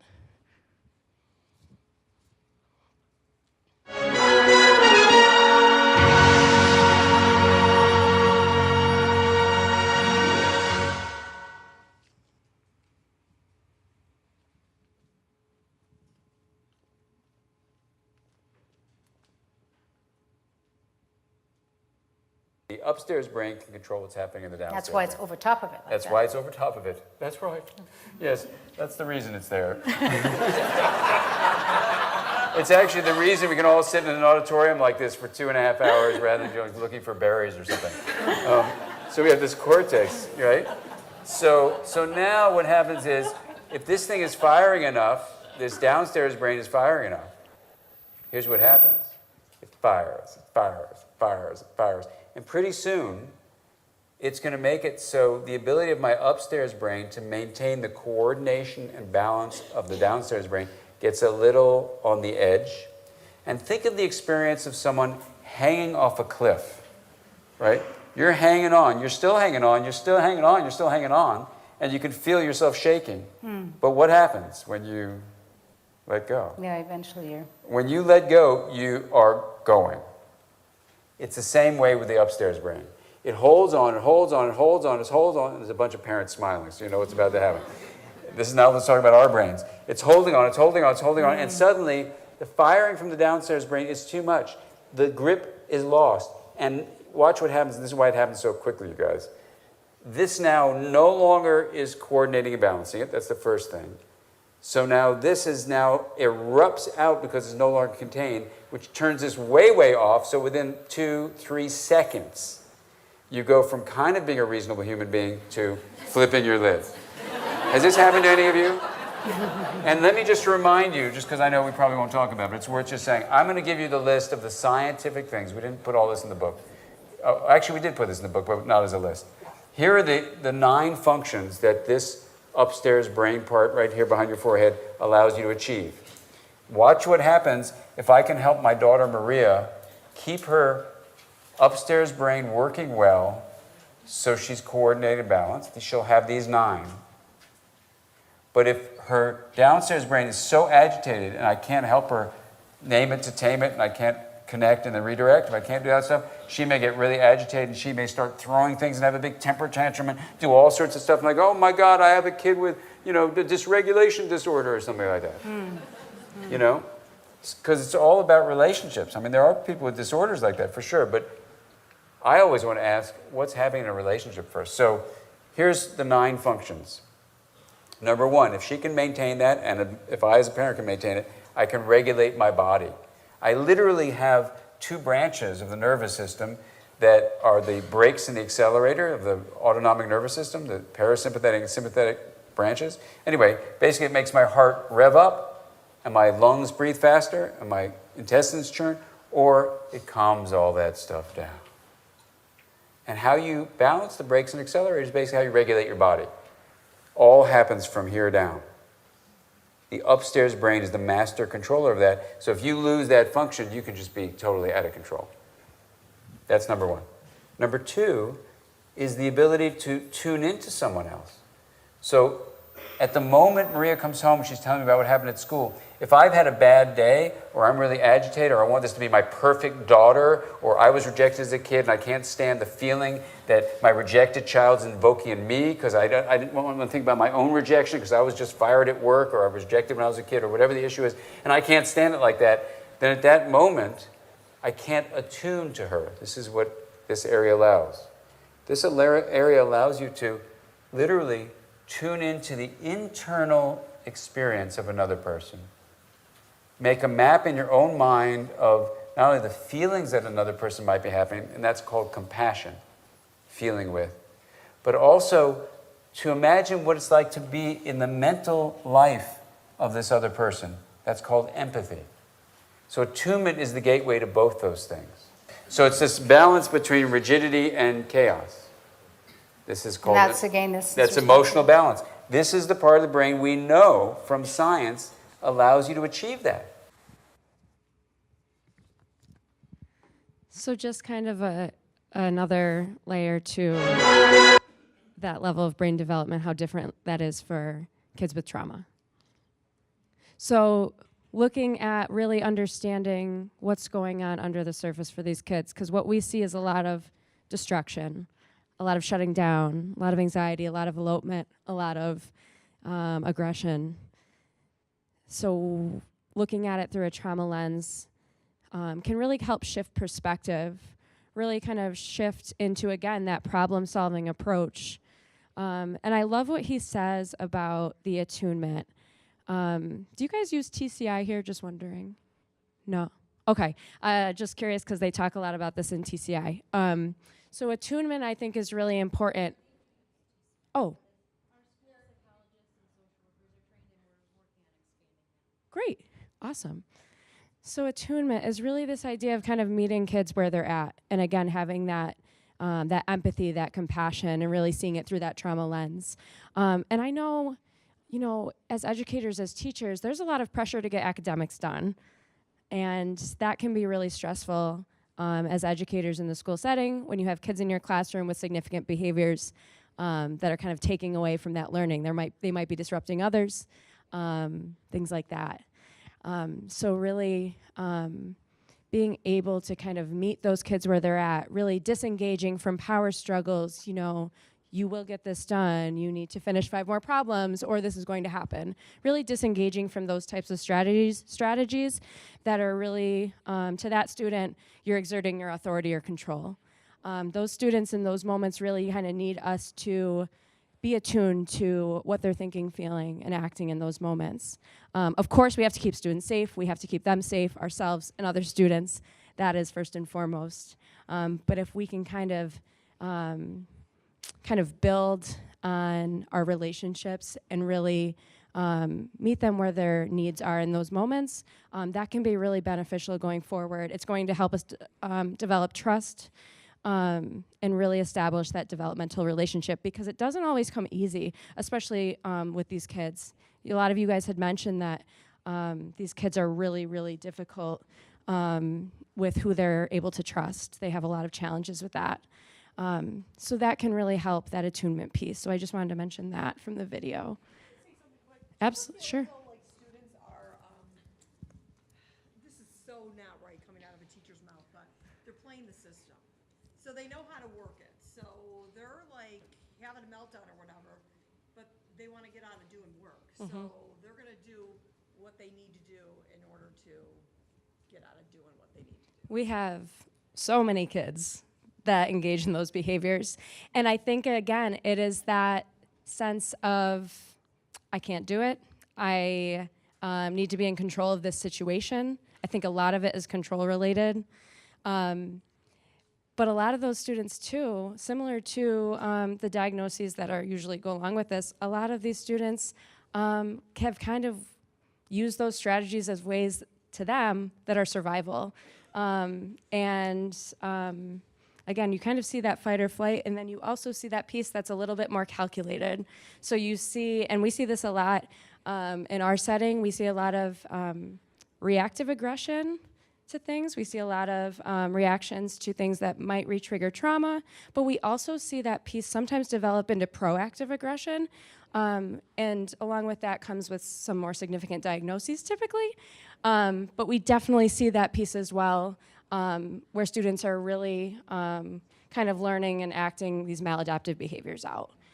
So it's really, in my opinion, just building those relationships, building that trust, again, kind of disengaging from those power struggles of, you know, that student might have weeks worth of work to finish, but if they are constantly trying to get out of your classroom, if they're trying to argue with you all the time, I'm going to meet that student where they're at, and that student's expectation might just turn into safety and kind words. So really kind of using those as building blocks, and not really, sorry, I didn't know if this turned off, and not really setting expectations that are too high for those students at that time. So really building on those things is really important, and not expecting what we might expect for maybe a typically developing student. I always think kids, I truly have to believe that kids don't wake up in the morning with the idea of wanting to pee off their teachers, you know, and it's our job to really try to figure out what is it. Because what happens is it turns into a pattern of behavior, right? And then so much starts to pile on. I can give an example actually from yesterday. I have an 8-year-old student, has experienced significant trauma, has been removed from his home, I think 3 or 4 times, and he's only 8 years old. I don't have all the details. We suspect that there has been some abuse that's happened. We've also had some eyes into that home, and it's pretty disastrous in terms of cleanliness, lots of animals around, animal feces around, just the whole 9 yards. So this student, I'll just kind of give a tiny bit of background. The student started the school year really difficult.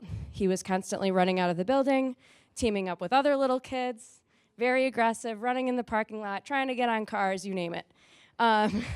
So very significant. That student, we had met and brainstormed, met with mom, worked with his doctors.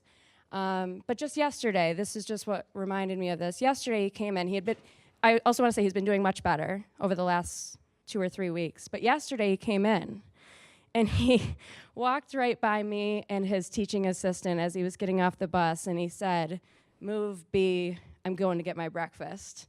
And just like, wasn't even looking at us, and it's like this little tiny squeaky voiced little cute thing. And he's walking by swearing at us. And so, you know, we thought that morning he had been doing really well. He was following directions. He was getting some work done. So we thought, okay, we're going to use, he has a visual system that he uses where it's kind of a first then system. He'll complete a task, and then he gets a choice activity. That morning, we kind of knew that we weren't going to be doing work first thing in the morning. So we really lowered those expectations at that time to really include, you're going to come in and eat breakfast. We're going to come in and maybe color. He loves to color. And typically, he needs to complete 3 tasks before he gets a choice activity. Yesterday, we did 2 very simple things just to make sure he was safe in his room. So just an example. And again, that student's day actually turned out very well yesterday. He actually ended up doing work around a little before lunchtime and carried out his day really great. But just an example I wanted to give because it's, again, that idea of attunement and meeting our students' needs where they're at. If he came in yesterday morning and we said, you need to get your morning work done, then we're moving to an ELA task, and then you can get your choice, I think that would have been it probably would have turned into something very unsafe. And just knowing that student and his background and what we've seen in the past. So just wanted to use that example that we really can change behavior with that relationship and that attunement. So really important pieces. I also just wanted to say one other thing. If there's one of our psychologists in the room, Dan Siegel makes many children age-appropriate videos to help children understand the idea of the flipping of the lid. Because I think it's important that kids understand, they know they're different, that they understand that what's happening to them. So there's lots of kid videos that he produces to help children understand the brain development and their response to situations. So now we're going to move into, I believe, we're going to move into an activity. So you guys have probably seen us put these yellow sheets of paper around the room. I don't know if any of the names on the papers are any of you guys, but you guys have probably noticed us doing that. So we're going to move into an activity next. So we're going to get up and move, and this is an activity that we with students. But if your name is on there, that's only because administration gave us your names to say that you're really fun and you wouldn't mind that we used your names. So if you have a pen, that's great. If you have a marker, that's great too. If you need more markers, there's markers here in the front table. But if you can just go around the room and just write something positive about the person whose name is on the wall. If you don't know the person, just walk on by. But otherwise, you're just going to write something nice about that person, a compliment to that person, and if you are a chosen one, you get to take that home. It's a prize. But typically, we do this with students' names. But for the purpose of today, we're going to do it with our staff names. So let's get up and move and just make your way around the room. They kind of start there and they go all the way around.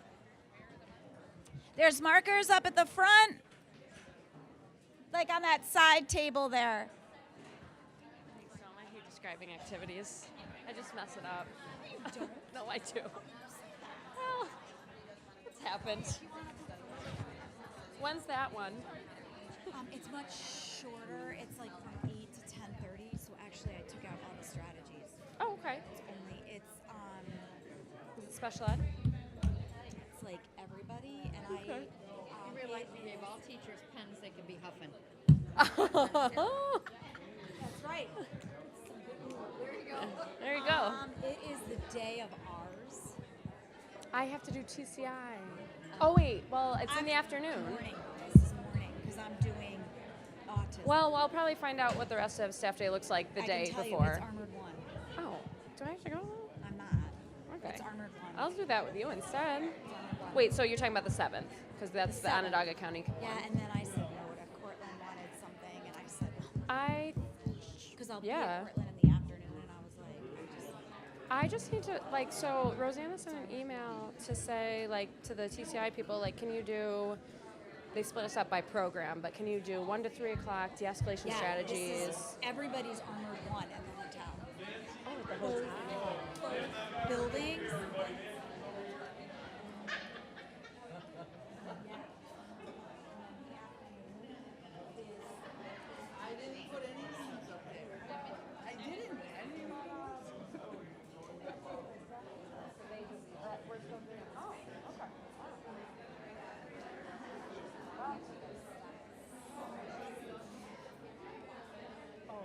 When you, yes.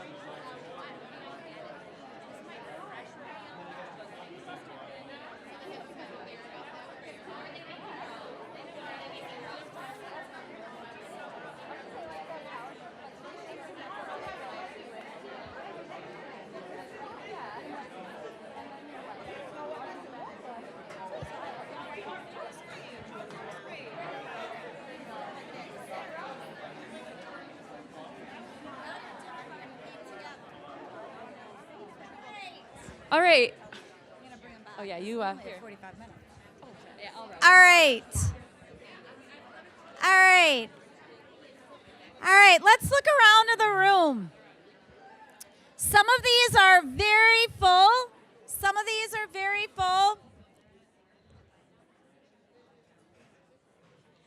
And then we have some, like Heather Marino over here. Does anybody truly know who Heather Marino is?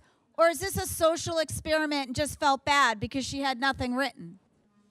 Does anybody know who she is? Teresa, I thought maybe you might. Heather. Okay. So at Vitali. So everybody was really nice, the 3 people that wrote here. But the purpose of this activity was to start thinking about who, if these were students, who can we identify that does not have an adult person supporting them, does not have an adult person that has gotten a connection with. So Heather Marino works for us. So she's a mole in this project, this social experiment. But everybody else in this room's poster is pretty full of good compliments, showing that they've made relationships with people around the building.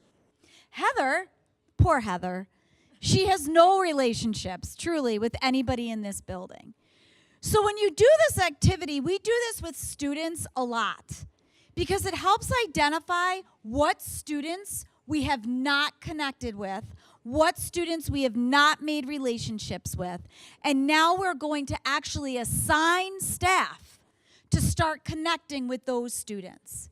Because what we've learned, just like that video when the gentleman was holding on the marbles, its connections is first and foremost when we're working with students with executive functioning deficits.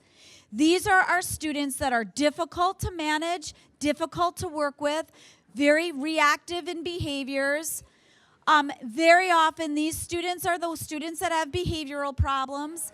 These are the students that are struggling in our classrooms. And most likely, these are the students that we as adults sometimes might want to avoid. But these are the students that need us the most. And by doing this activity, we can visually see, if these were students' names, what students don't have those relationships or those connections. And I hate to say it, we formalize this at BOCES so that we will then assign staff to be the ones as a check and connect that morning, a check and connect that afternoon. Sit, watch, observe. What types of books do they take out at the library? What breakfast do they go to first? Anything to try to start creating those connections and those relationships. Because that is really where classroom success stories start to happen, is through those connections and those relationships. And I have to be honest with you, Erin, I forget. Is this you or me? Okay. So I'm passing on the baton. Me for a little bit, then it's you. So are you guys familiar with Maslow, this hierarchy of needs? So really just the idea of, again, meeting students where they're at. Students who come in hungry, students who might not have had breakfast or dinner the night before. Again, kind of looking through that trauma lens. We have students who sometimes come in and sleep for the first hour of the day because they are up all night playing video games. Do you guys have students? Yeah, their sleep schedules are crazy, or lack thereof. So just making sure we're meeting physiological needs, those safety needs, personal security, and making sure students have resources and coping strategies available is really important. And then we're moving up kind of the chain to love and belonging. So we're starting to develop those relationships once those basic needs are met. We're having a sense of connection with our students, which we'll talk about some ideas to build connections in just a second. And then we're really hoping for those students to develop in their own self-esteem and self-worth, and be able to be successful, as they're growing older and really experience positive outcomes in their life. Can you click me, Joan?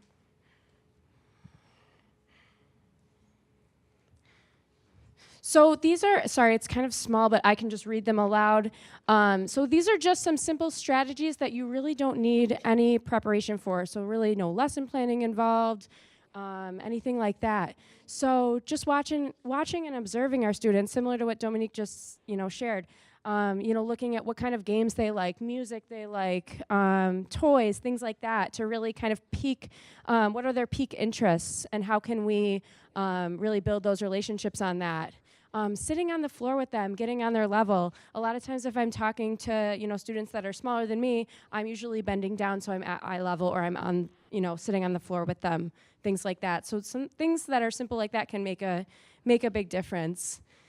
Really kind of exploring their points of view, exploring things that they are interested in, and then sharing also on your interests, your experiences, and really kind of having and creating those reciprocal conversations that can be so impactful. Smiling, playing with students, greeting students by name, really showing enthusiasm, saying, I'm so happy you're here today. I'm so glad you came into school today, things like that. Different things you can do in the classroom. Get to know you unit. A lot of us do that where we look at our students, their families, things like that. And then, so I love this example. I don't know if you guys can see it super well, but right on the right, this is something they did in one of our 811 programs. They'd made an Instagram wall. So it was really cool because at the time they did this, the students that they were working with really showed an interest in Instagram and social media. So that was something to really kind of spark their engagement a little bit. And it really gave us an opportunity to post pictures of students when they were successful in doing positive things. So we had a lot of students, knowing that this was going to happen, really start to do a lot of positive things. And for our students that struggled with that, who saw themselves on the wall, that was a really, really awesome experience for them, because they might have seen themselves as someone who's always bad, who's always getting in trouble, never really has that success, but we could remind them visually that sometimes there are positive moments. So just a really kind of cool thing that you guys could do in your classrooms or in your schools. And then we have a video about just, again, really furthering that developmental relationship. So we'll watch that. Yeah. Yeah. Yeah. So we'll see a little bit of that in this video. I have a lot of memories from when I was a child. One that's always stuck out to me, though, was when I was about 10 years old, and I was in school, and I struggled. And I didn't struggle with English, math, or science. I struggled holding still. And I would try to listen and focus and process ideas, but I couldn't help myself. And to be honest, I would sit there and then I would just start tapping. And the students in the class would look at me and they'd say, hey, stop tapping. A lot of the time, I didn't even realize I was doing it. And then eventually even the teachers got after me and they would yell at me and they'd say, Clint, you have to stop tapping. It got so bad that I got sent to the principal's office for tapping. And he said to me, okay, maybe when you go back to class, just try sitting on your hands. And so I did. I went back to class, and when I felt myself starting to tap, I did this. I sat on my hands. And that worked for about 5 seconds. One time I was tapping in class, and my teacher, Mr. Jensen, he looked at me and he yelled. And he said, Clint, stay after class. And I thought to myself, this is it. I am done. Now, I've always been the type of person that believes that a single moment in time can change a person's life. And this was one of those moments for me. And I will never forget it. And so I was sitting there with Mr. Jensen and an empty classroom. And he walked past me and he sat next to his desk and he said, Clint, come here. I want to talk to you. And as he looked me right in the eye, he said, now, I need you to know something. You're not in trouble. But I do have just one question that I have to ask you. And he asked, he said, have you ever thought about playing the drums? And in that moment, Mr. Jensen, he leaned back and he opened the top drawer of his desk. And he reached in and he pulled out my very first pair of drumsticks. And he held them in his hands and he looked at me and he said, hey, Clint, you're not a problem. I think you're a drummer.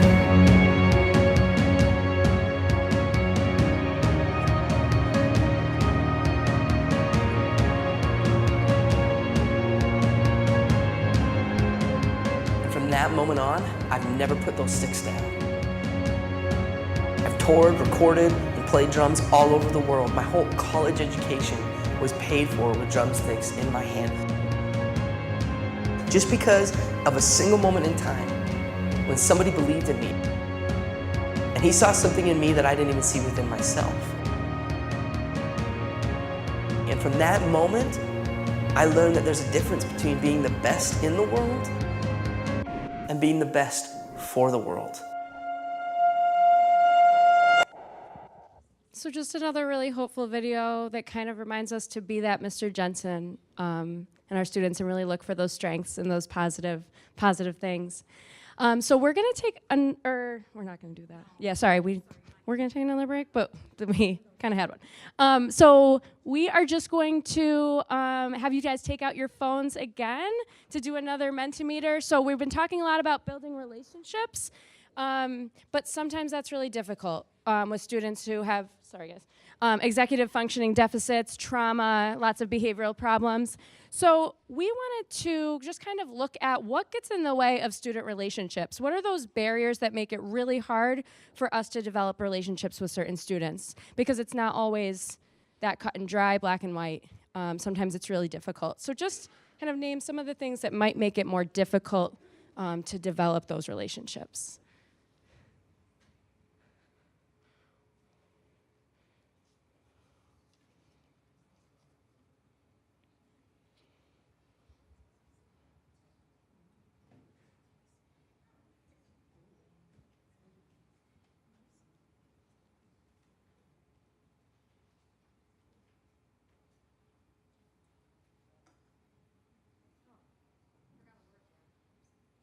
What are some...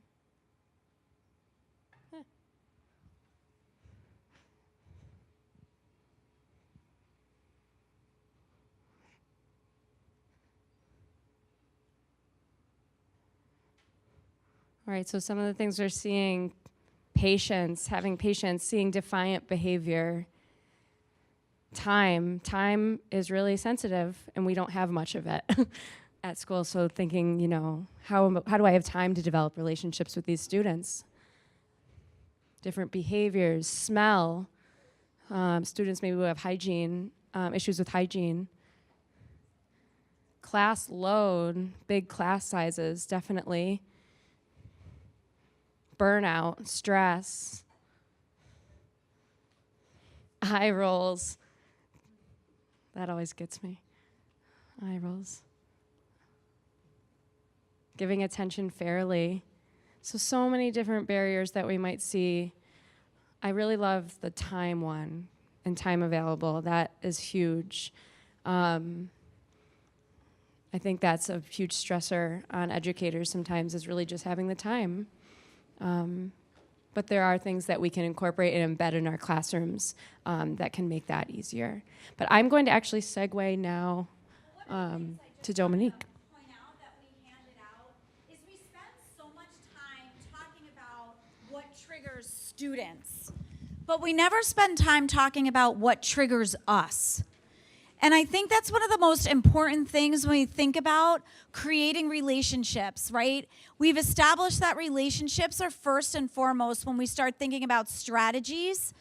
But what's next is we really need to identify what triggers us and our students and have those conversations with the teams of people that we work with.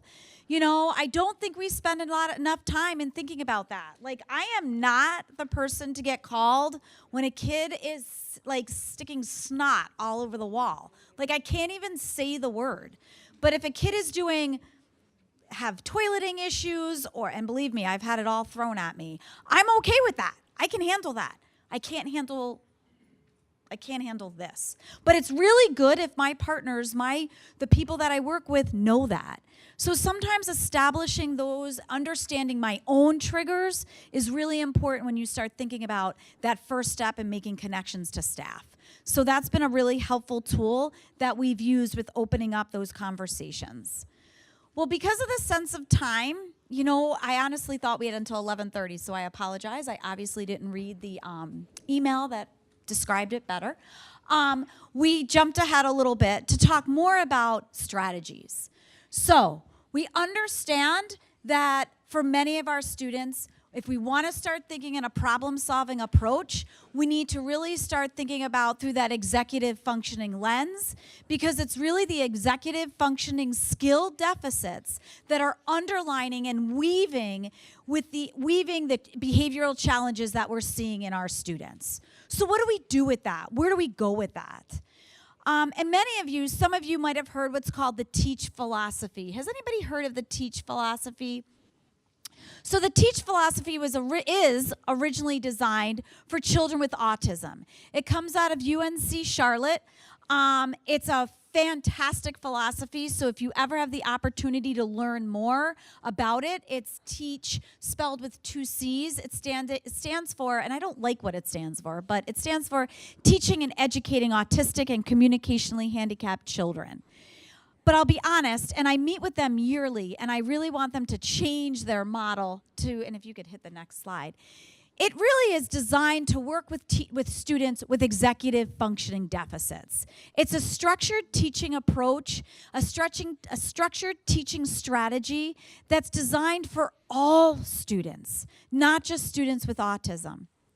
What's something really important to think about is when working with children with executive functioning, typically are children that are VARC learners. And if you see, we also gave you a VARC checklist. VARC learners are children that are hands-on learners. VARC stands for Visual, Auditory, Reading, and Writing Kinesthetic Learners. And most of us, when we're working with students, we tend to teach in our own teaching, in our own learning modality. And this is a great checklist as educators to kind of look at what's our learning model? What type of learner are we? Research shows that A students tend to be our auditory learners, so our lecture type learners. They do really, really well.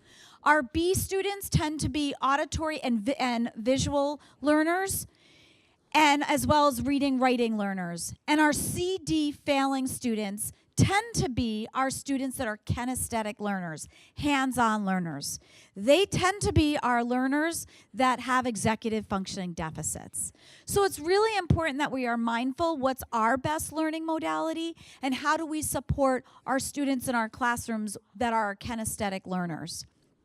The TEACH philosophy is designed to support kinesthetic learners, visual learners. What I'm doing right now is the worst thing to do for children with executive functioning deficits.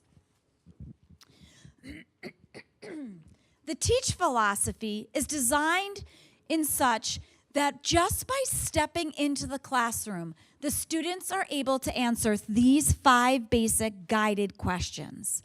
And remember when I said to you there are 3 things I wanted you to get out of today? Who remembers the first one? Anxiety. I just heard somebody say it. The second one was Erin, the effects of trauma. This is the third one. If there's anything else I want you to take out today, is I want you to really think about these 5 questions. And if the students in your room and all of the staff in the room can answer these 5 basic questions just by the classroom setup.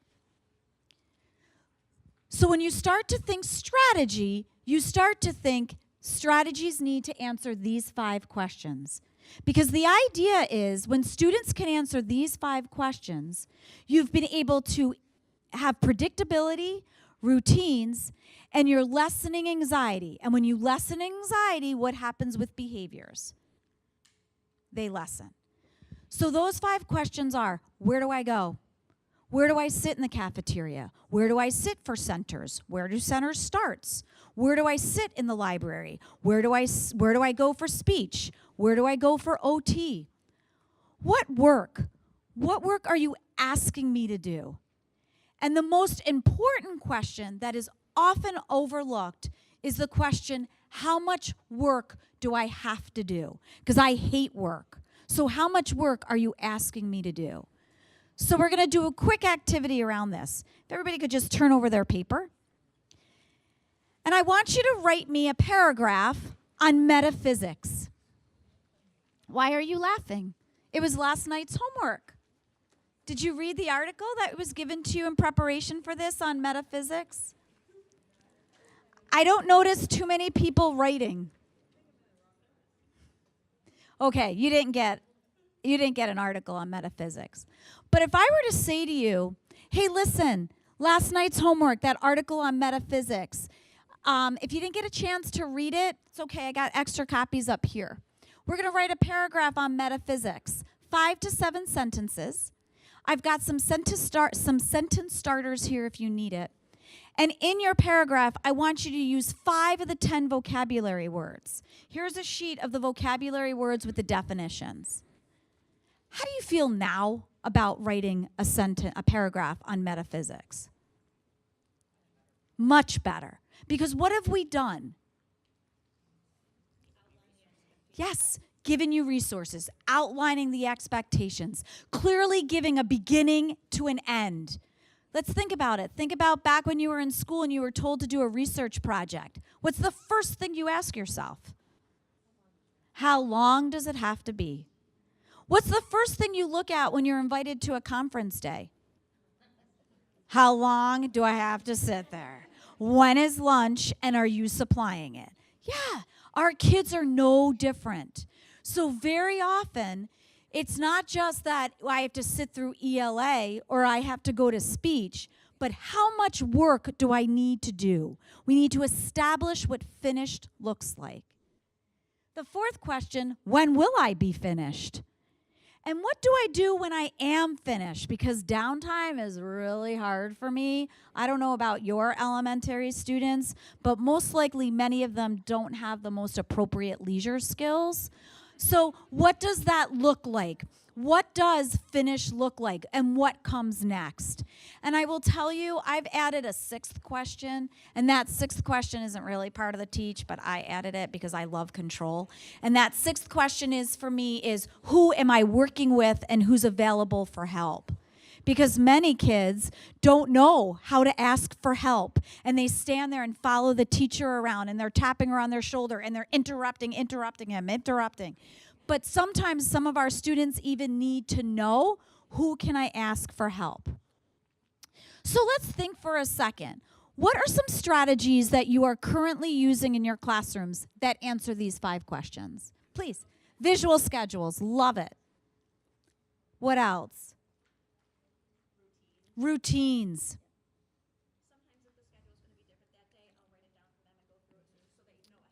Beautiful. Flipping the schedule, because really we have to teach flexibility too.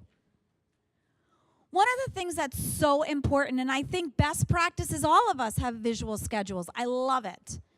But one of the most important things is very often our children with executive functioning deficits need a personal invitation to know that that schedule is there for them. That schedule's there for everybody else, but it's not there for them. So it's important when we put strategies in place, we don't just put them in because they look really pretty, and when our supervisors come in and they see them, we want to make sure that our children are using them. So when you have those visual schedules in place, we want to make sure that the children are a part of that schedule. They're moving the schedule. They're crossing it off. They're making the schedule for the next day. Very often we have to teach children how to use a schedule. Right? So before I even put a schedule on the board, I might literally have a photograph of the speech teacher, and they're going to carry the photograph with them and match it to the same speech teacher outside the door. I want them to come to morning meetings, so I'm going to literally bring with me a picture of morning meeting because we're all sitting on the carpet, and I want them to match it to the yellow square where their picture is, so they know that there's a purpose to that schedule. because otherwise, then by second, third, fourth grade, they still have a visual schedule, but they haven't been taught how to use it. So really important that students know how to use it. And I think it's important eventually to start incorporating the how much piece. So this is for one of our middle school students that I was consulting on who was changing classrooms at Camillus Middle School in the West Genesee School District. He didn't have a teaching assistant. He really struggled with entering classrooms, with knowing what to do in the classroom. This was literally a Post-it note. So when he walked in, it said, social studies, whatever it is, and this was the teacher's list of expectations for that class period. So it's a first then, but it's an extended first then. It includes the expectations, what needs to get done during that work period. So it's extending. And actually, can we just go back?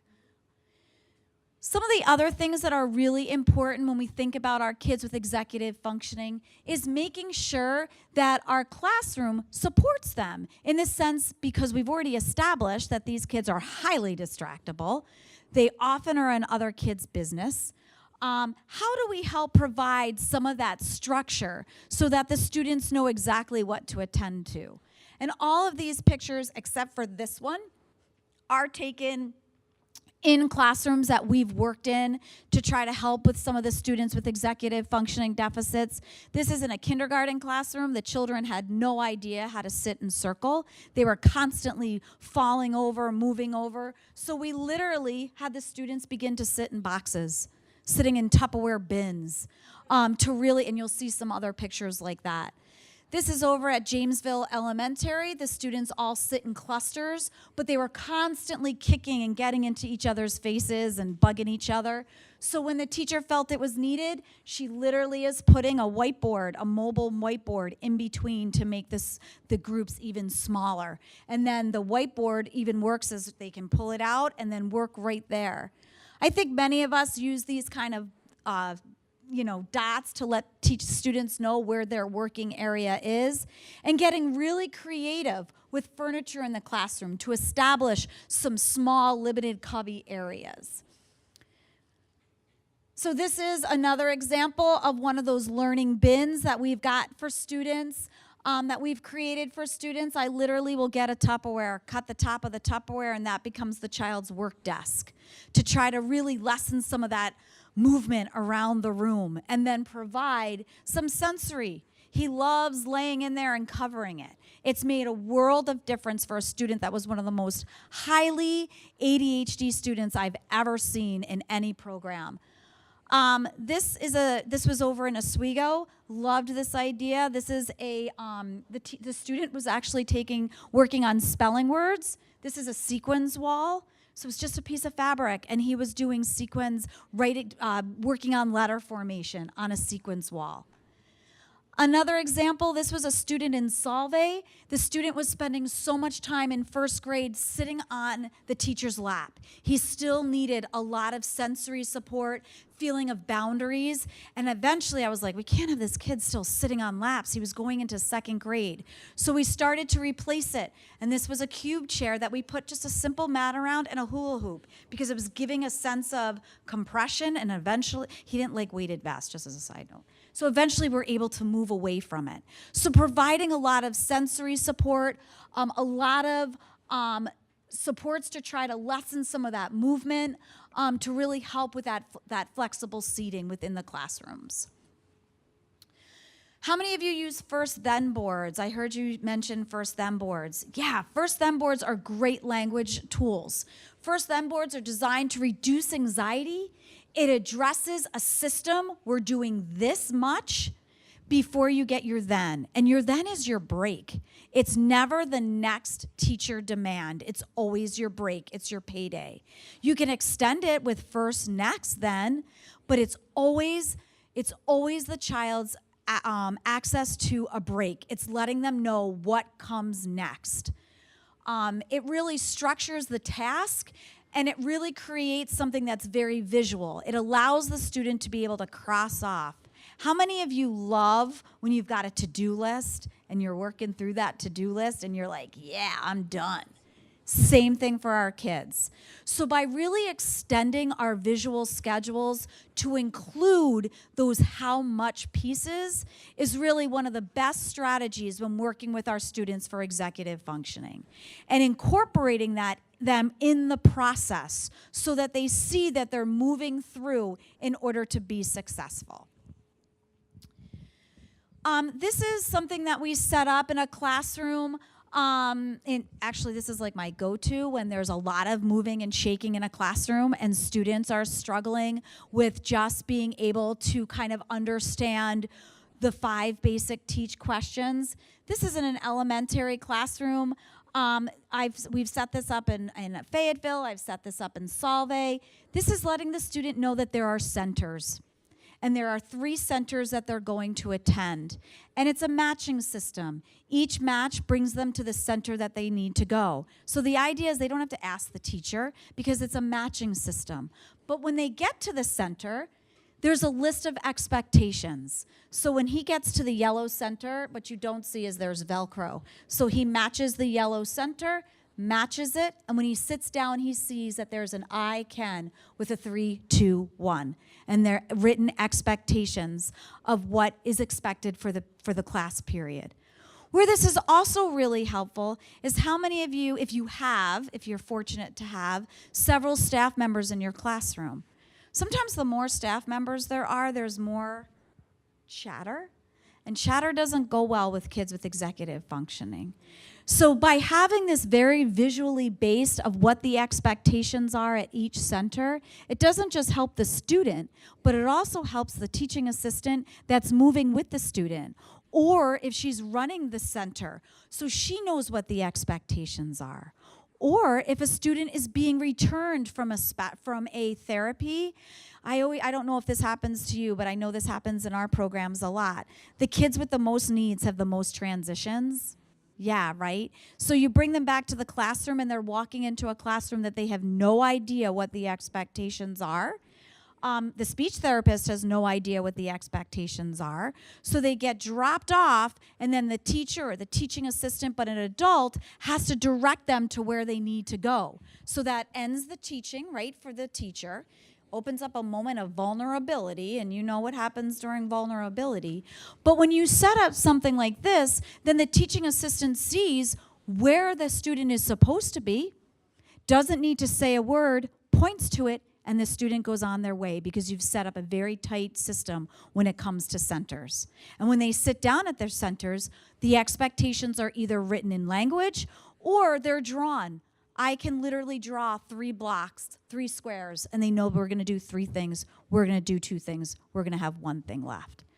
And when I tend to do my breakdown of expectations, I tend to write my numbers backwards. 3, 2, 1. Otherwise, if I do 1, 2, 3, it's kind of confusing to kids. When I say 3, 2, 1, then the student knows I have 3 things to do, I have 2 things to do, I have 1 more thing left. So it really provides a very clear and systematic approach to the expectations for the students. Again, just some other examples. Again, I'm really big on my first them boards looking like this, because it gives an area to write in those expectations, write in the how much. Because most likely when students are having behavioral struggles, it's because your expectation is different from their expectation. And this clearly lays it out for them. Just some other examples. These are more vocational examples, but just by looking at the top picture, what do you think the expectations are for that student? Yeah, address of envelope. Everything's there that they need to be successful. They know exactly how much they need to do. There's a grid. There's a finish box. No direct instruction, no verbal language needs to be required. Nope, we're good. You can keep going. Just some other examples. This was for a child that had a school job. This was in an elementary school building. One of the things he was famous for was dumping way too much water, but he needed to have school jobs. He needed to get out. He needed to have structured breaks. But one of the things, again, is he dumped way too much water. But the idea is that he had containers of different colors with different colored dots that match the plant. So he knew he'd fill this with the blue, and it went into the blue container. He knew the red amount of water went into the dot with the red container. But again, providing very clear independence, how much is really the idea of it. No, you're good. Keep going. Yeah, keep going. So we try to do, for many of our students too with executive functioning deficits, what's unfortunate is learning coping skills is not automatic. They need to be systematically taught, just like math and ELA and social studies and science. They need to be systematically taught. This was at a classroom in Dryder. I loved it. She did it 4 times a day during the large transitions, where kids would come in and just kind of put where they were. It was a cactus. They were pretending they were cactus spikes. And were they happy, sleepy, energized? I can't see what those say, but it's five check-ins. But she did it 5 days a week. It wasn't, 5 times during the day, to really see where the kids were at, and then provided options for when they were feeling, depending on how they were feeling. She provided very clear-cut options. We have to be really careful when we're working with kids with executive functioning deficits that we are using language that they know. Very often we say things like, you need to get calm, you need to be safe, you need to have quiet hands. They have no idea what calm is. Very often we have to teach children what calm is and what calm looks like. Safe is a huge word. What is safe for me might not be safe for you, especially a child of trauma. We say, come here, come with me, it's safe. Mom might have said that 110 times, and coming with mom isn't always safe. So we really need to be careful with the language that we use. So very often if I have a student that I want them to be calm, I have to explain to them what calm looks like. Calm is not pulling my hair. Calm is not screaming. Calm is not standing on furniture. So while they're in crisis, I'm not saying a word, but I have a picture of what that student looks like when they're calm, and I am slowly crossing off when I see them starting to get back to baseline. So again, it's that checklist. I'm moving forward. You're no longer pulling hair. Great. You're no longer standing on furniture. That's fantastic. You're now sitting on the floor. This is what calm looks like. So again, sometimes we have to systematically teach for our students, not just how to add, subtract, multiply, and divide, but what it truly means to be in a calm state.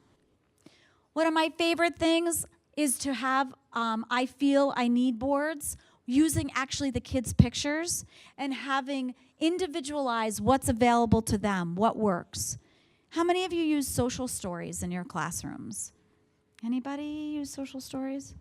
Okay, so social stories are designed to teach kids appropriate behaviors So how to use a seatbelt, how to raise my hand. I gotta be honest, and that was my area of study for my dissertation. Now, almost all of my social stories, I make videos. Kids, what do all day long? They watch TikTok all day long, if you let them. So I will teach pro-social behaviors through videos. Let's act it out. Let's role model it. So by role modeling it, they feel control, they enjoy it, but they watch it over and over and over again, and it's a learning tool. We're gonna learn deep breathing and keep calm steps. I'll videotape the class. I'll videotape the students doing keep calm, doing deep breathing, doing meditation, and then I share it with the families, the hope that they'll review the videos with the students. So just some ideas to help. To really be mindful of the language that we're using, because very often we need to teach what that language means. And then lastly, it's really important, I just wanted to go back one and then we'll go to final thoughts. No matter what, we're gonna have crisis in our day, right? We have crises no matter what. But if we look at crises as learning opportunities and understanding what that student needs, the better off we are. And one of the other handouts that we handed out is this iceberg. So we talked a lot about the iceberg. How many of you have sat in behavior plan meetings and you walk away and you're like, well, that just didn't get us anywhere, right? It becomes vent sessions, right? And that's okay because we all need to vent. But at the same time, as educators, we want a plan. We want to know how to respond. And this is a great tool because what it starts to do is really design those behavior plan brainstorming sessions into problem-solving sessions. By using this worksheet, we really start to think through the lens of executive functioning, and we really start to think, where is this child's behavior rooted from? Where is it coming from? Is it a communication deficit?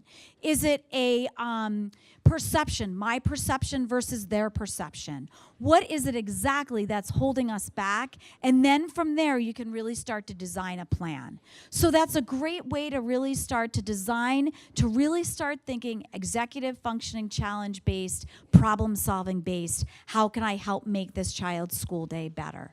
And we really start to think about crises. We really start to think about these 4 questions. I'm big into questions. What am I feeling right now? What does the student want or need from me right now? How is this environment affecting or supporting this student? And how do I best respond? Those are the most 4 basic questions that we ask ourselves during a crisis. And we also, during a crisis, always think safety first. Consequences get us nowhere in the moment of a crisis. We gotta think safety first, and sometimes it might look like we're rewarding a child, but my goal is to get them to get back into this building. I don't want him crossing that street. I don't want them, and believe me, I've had kids climbing. Whenever I look in a room, I'm always like, oh yeah, they could climb on that, and then they climb, and then they're standing on that ledge. Safety is always first. It doesn't mean that you're gonna get to the problem solving and consequences later, but you gotta think about, what does this child need right now from me in order to stay safe? And then the most important piece during a crisis is really understanding how to be an active listener. And active listening is really when you're identifying and validating feelings. You want to promote change. You want to promote understanding. It's not a time to argue and throw up roadblocks. Sometimes active listening is not saying anything at all. It's just really standing back and trying to figure out at that moment what this child needs. It's really talking out rather than acting out. And again, time. Sometimes responding when a child is in crisis verbally right then and there is not the best time to go about it. So knowing when the right time is to step in. So I do feel like we just whizzed through the end because I totally thought we had until 11:30, so my mistake. But I do want to end with this video. We started at 2:15. And I get it if you start Each packing up and want to semester, leave. the But I Commencement do just Advisory want you to hear Committee- this because it really does encapsulate the difference between human beings and human doings. She's a in graduate from welcoming UNC. Kelsey O'Connor. To talk about, she's just graduated from social work. Feel free to pack up and ask us questions and we can walk through the end. Thank you for the introduction. Good morning. Welcome, friends, family, graduates, honored guests, to our Spring 2023 commencement ceremony. My twin brother was asked to sing at his graduation last year, so I decided to one-up him and give a speech. He's actually graduating from his master's program next week, and both of us are continuing to grapple with the same question that everyone has been asking us: what are you going to do next? As I'm sure all of you have been asked the same exact question, what are you going to do? That's a very different question from who are you going to be? What I want us to consider is, what does it mean to be a human being, not a human doing? When I first came to NC State, I had a lot of labels that I was proud of: D1 athlete, softball player, researcher, social work student. If you were to ask me about my identity, I would have listed all of those tangible things. But during my junior year, I suffered a traumatic brain injury from softball. My career-ending concussion meant that softball was now forever over, and I was on the brink of even continuing as a student. I struggled to speak without frequent stuttering, pausing, confusion, and couldn't prove myself through performance of any kind. The external labels that I built my entire identity on were broken, crumbled to the core, and I was left with all of the pieces of who I used to be and unsure how to rebuild. So as I recovered for several months, I made a resolution to help rebuild my identity. I decided that in order to heal the way I saw myself, I had to start by the way that I saw and spoke about others. I would start describing people not by their labels, but by three things: their attitude, the way that they treat others, and what makes them uniquely beautiful. Instead of describing my roommate as an engineer, I would first tell you that she is a kind, intelligent, adventurous girl who loves her family deeply. The more I started equating other people's identities towards their internal characteristics, the more I began to build a healthier foundation for myself, seeing individuals and myself not for what they do, but who they really are. So, some of us have next steps planned out, and that's amazing, and some of us don't, and that's okay too.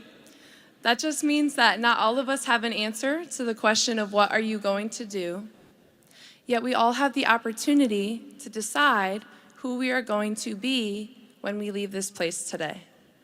We can choose to be kind, ambitious, because who we are internally is the root of what we do and what we produce to the world. Your roles in life are going to change, whether it's a relationship role, a role in a job, but you are so much more than your role. So you might be going to do work in engineering, but that means you're going to be an intelligent problem solver. You might be going to do social work, but that means you're going to be a compassionate community member.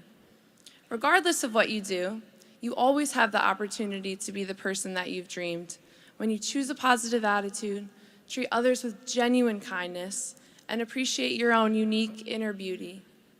If you embrace those three things, your life will become more rich with seeing the world through a lens beyond the labels that confine us. I don't know everyone here, but there is one thing that I do know just from being here. We are resilient.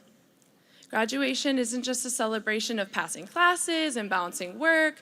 It's about doing all of those things despite the challenges in between.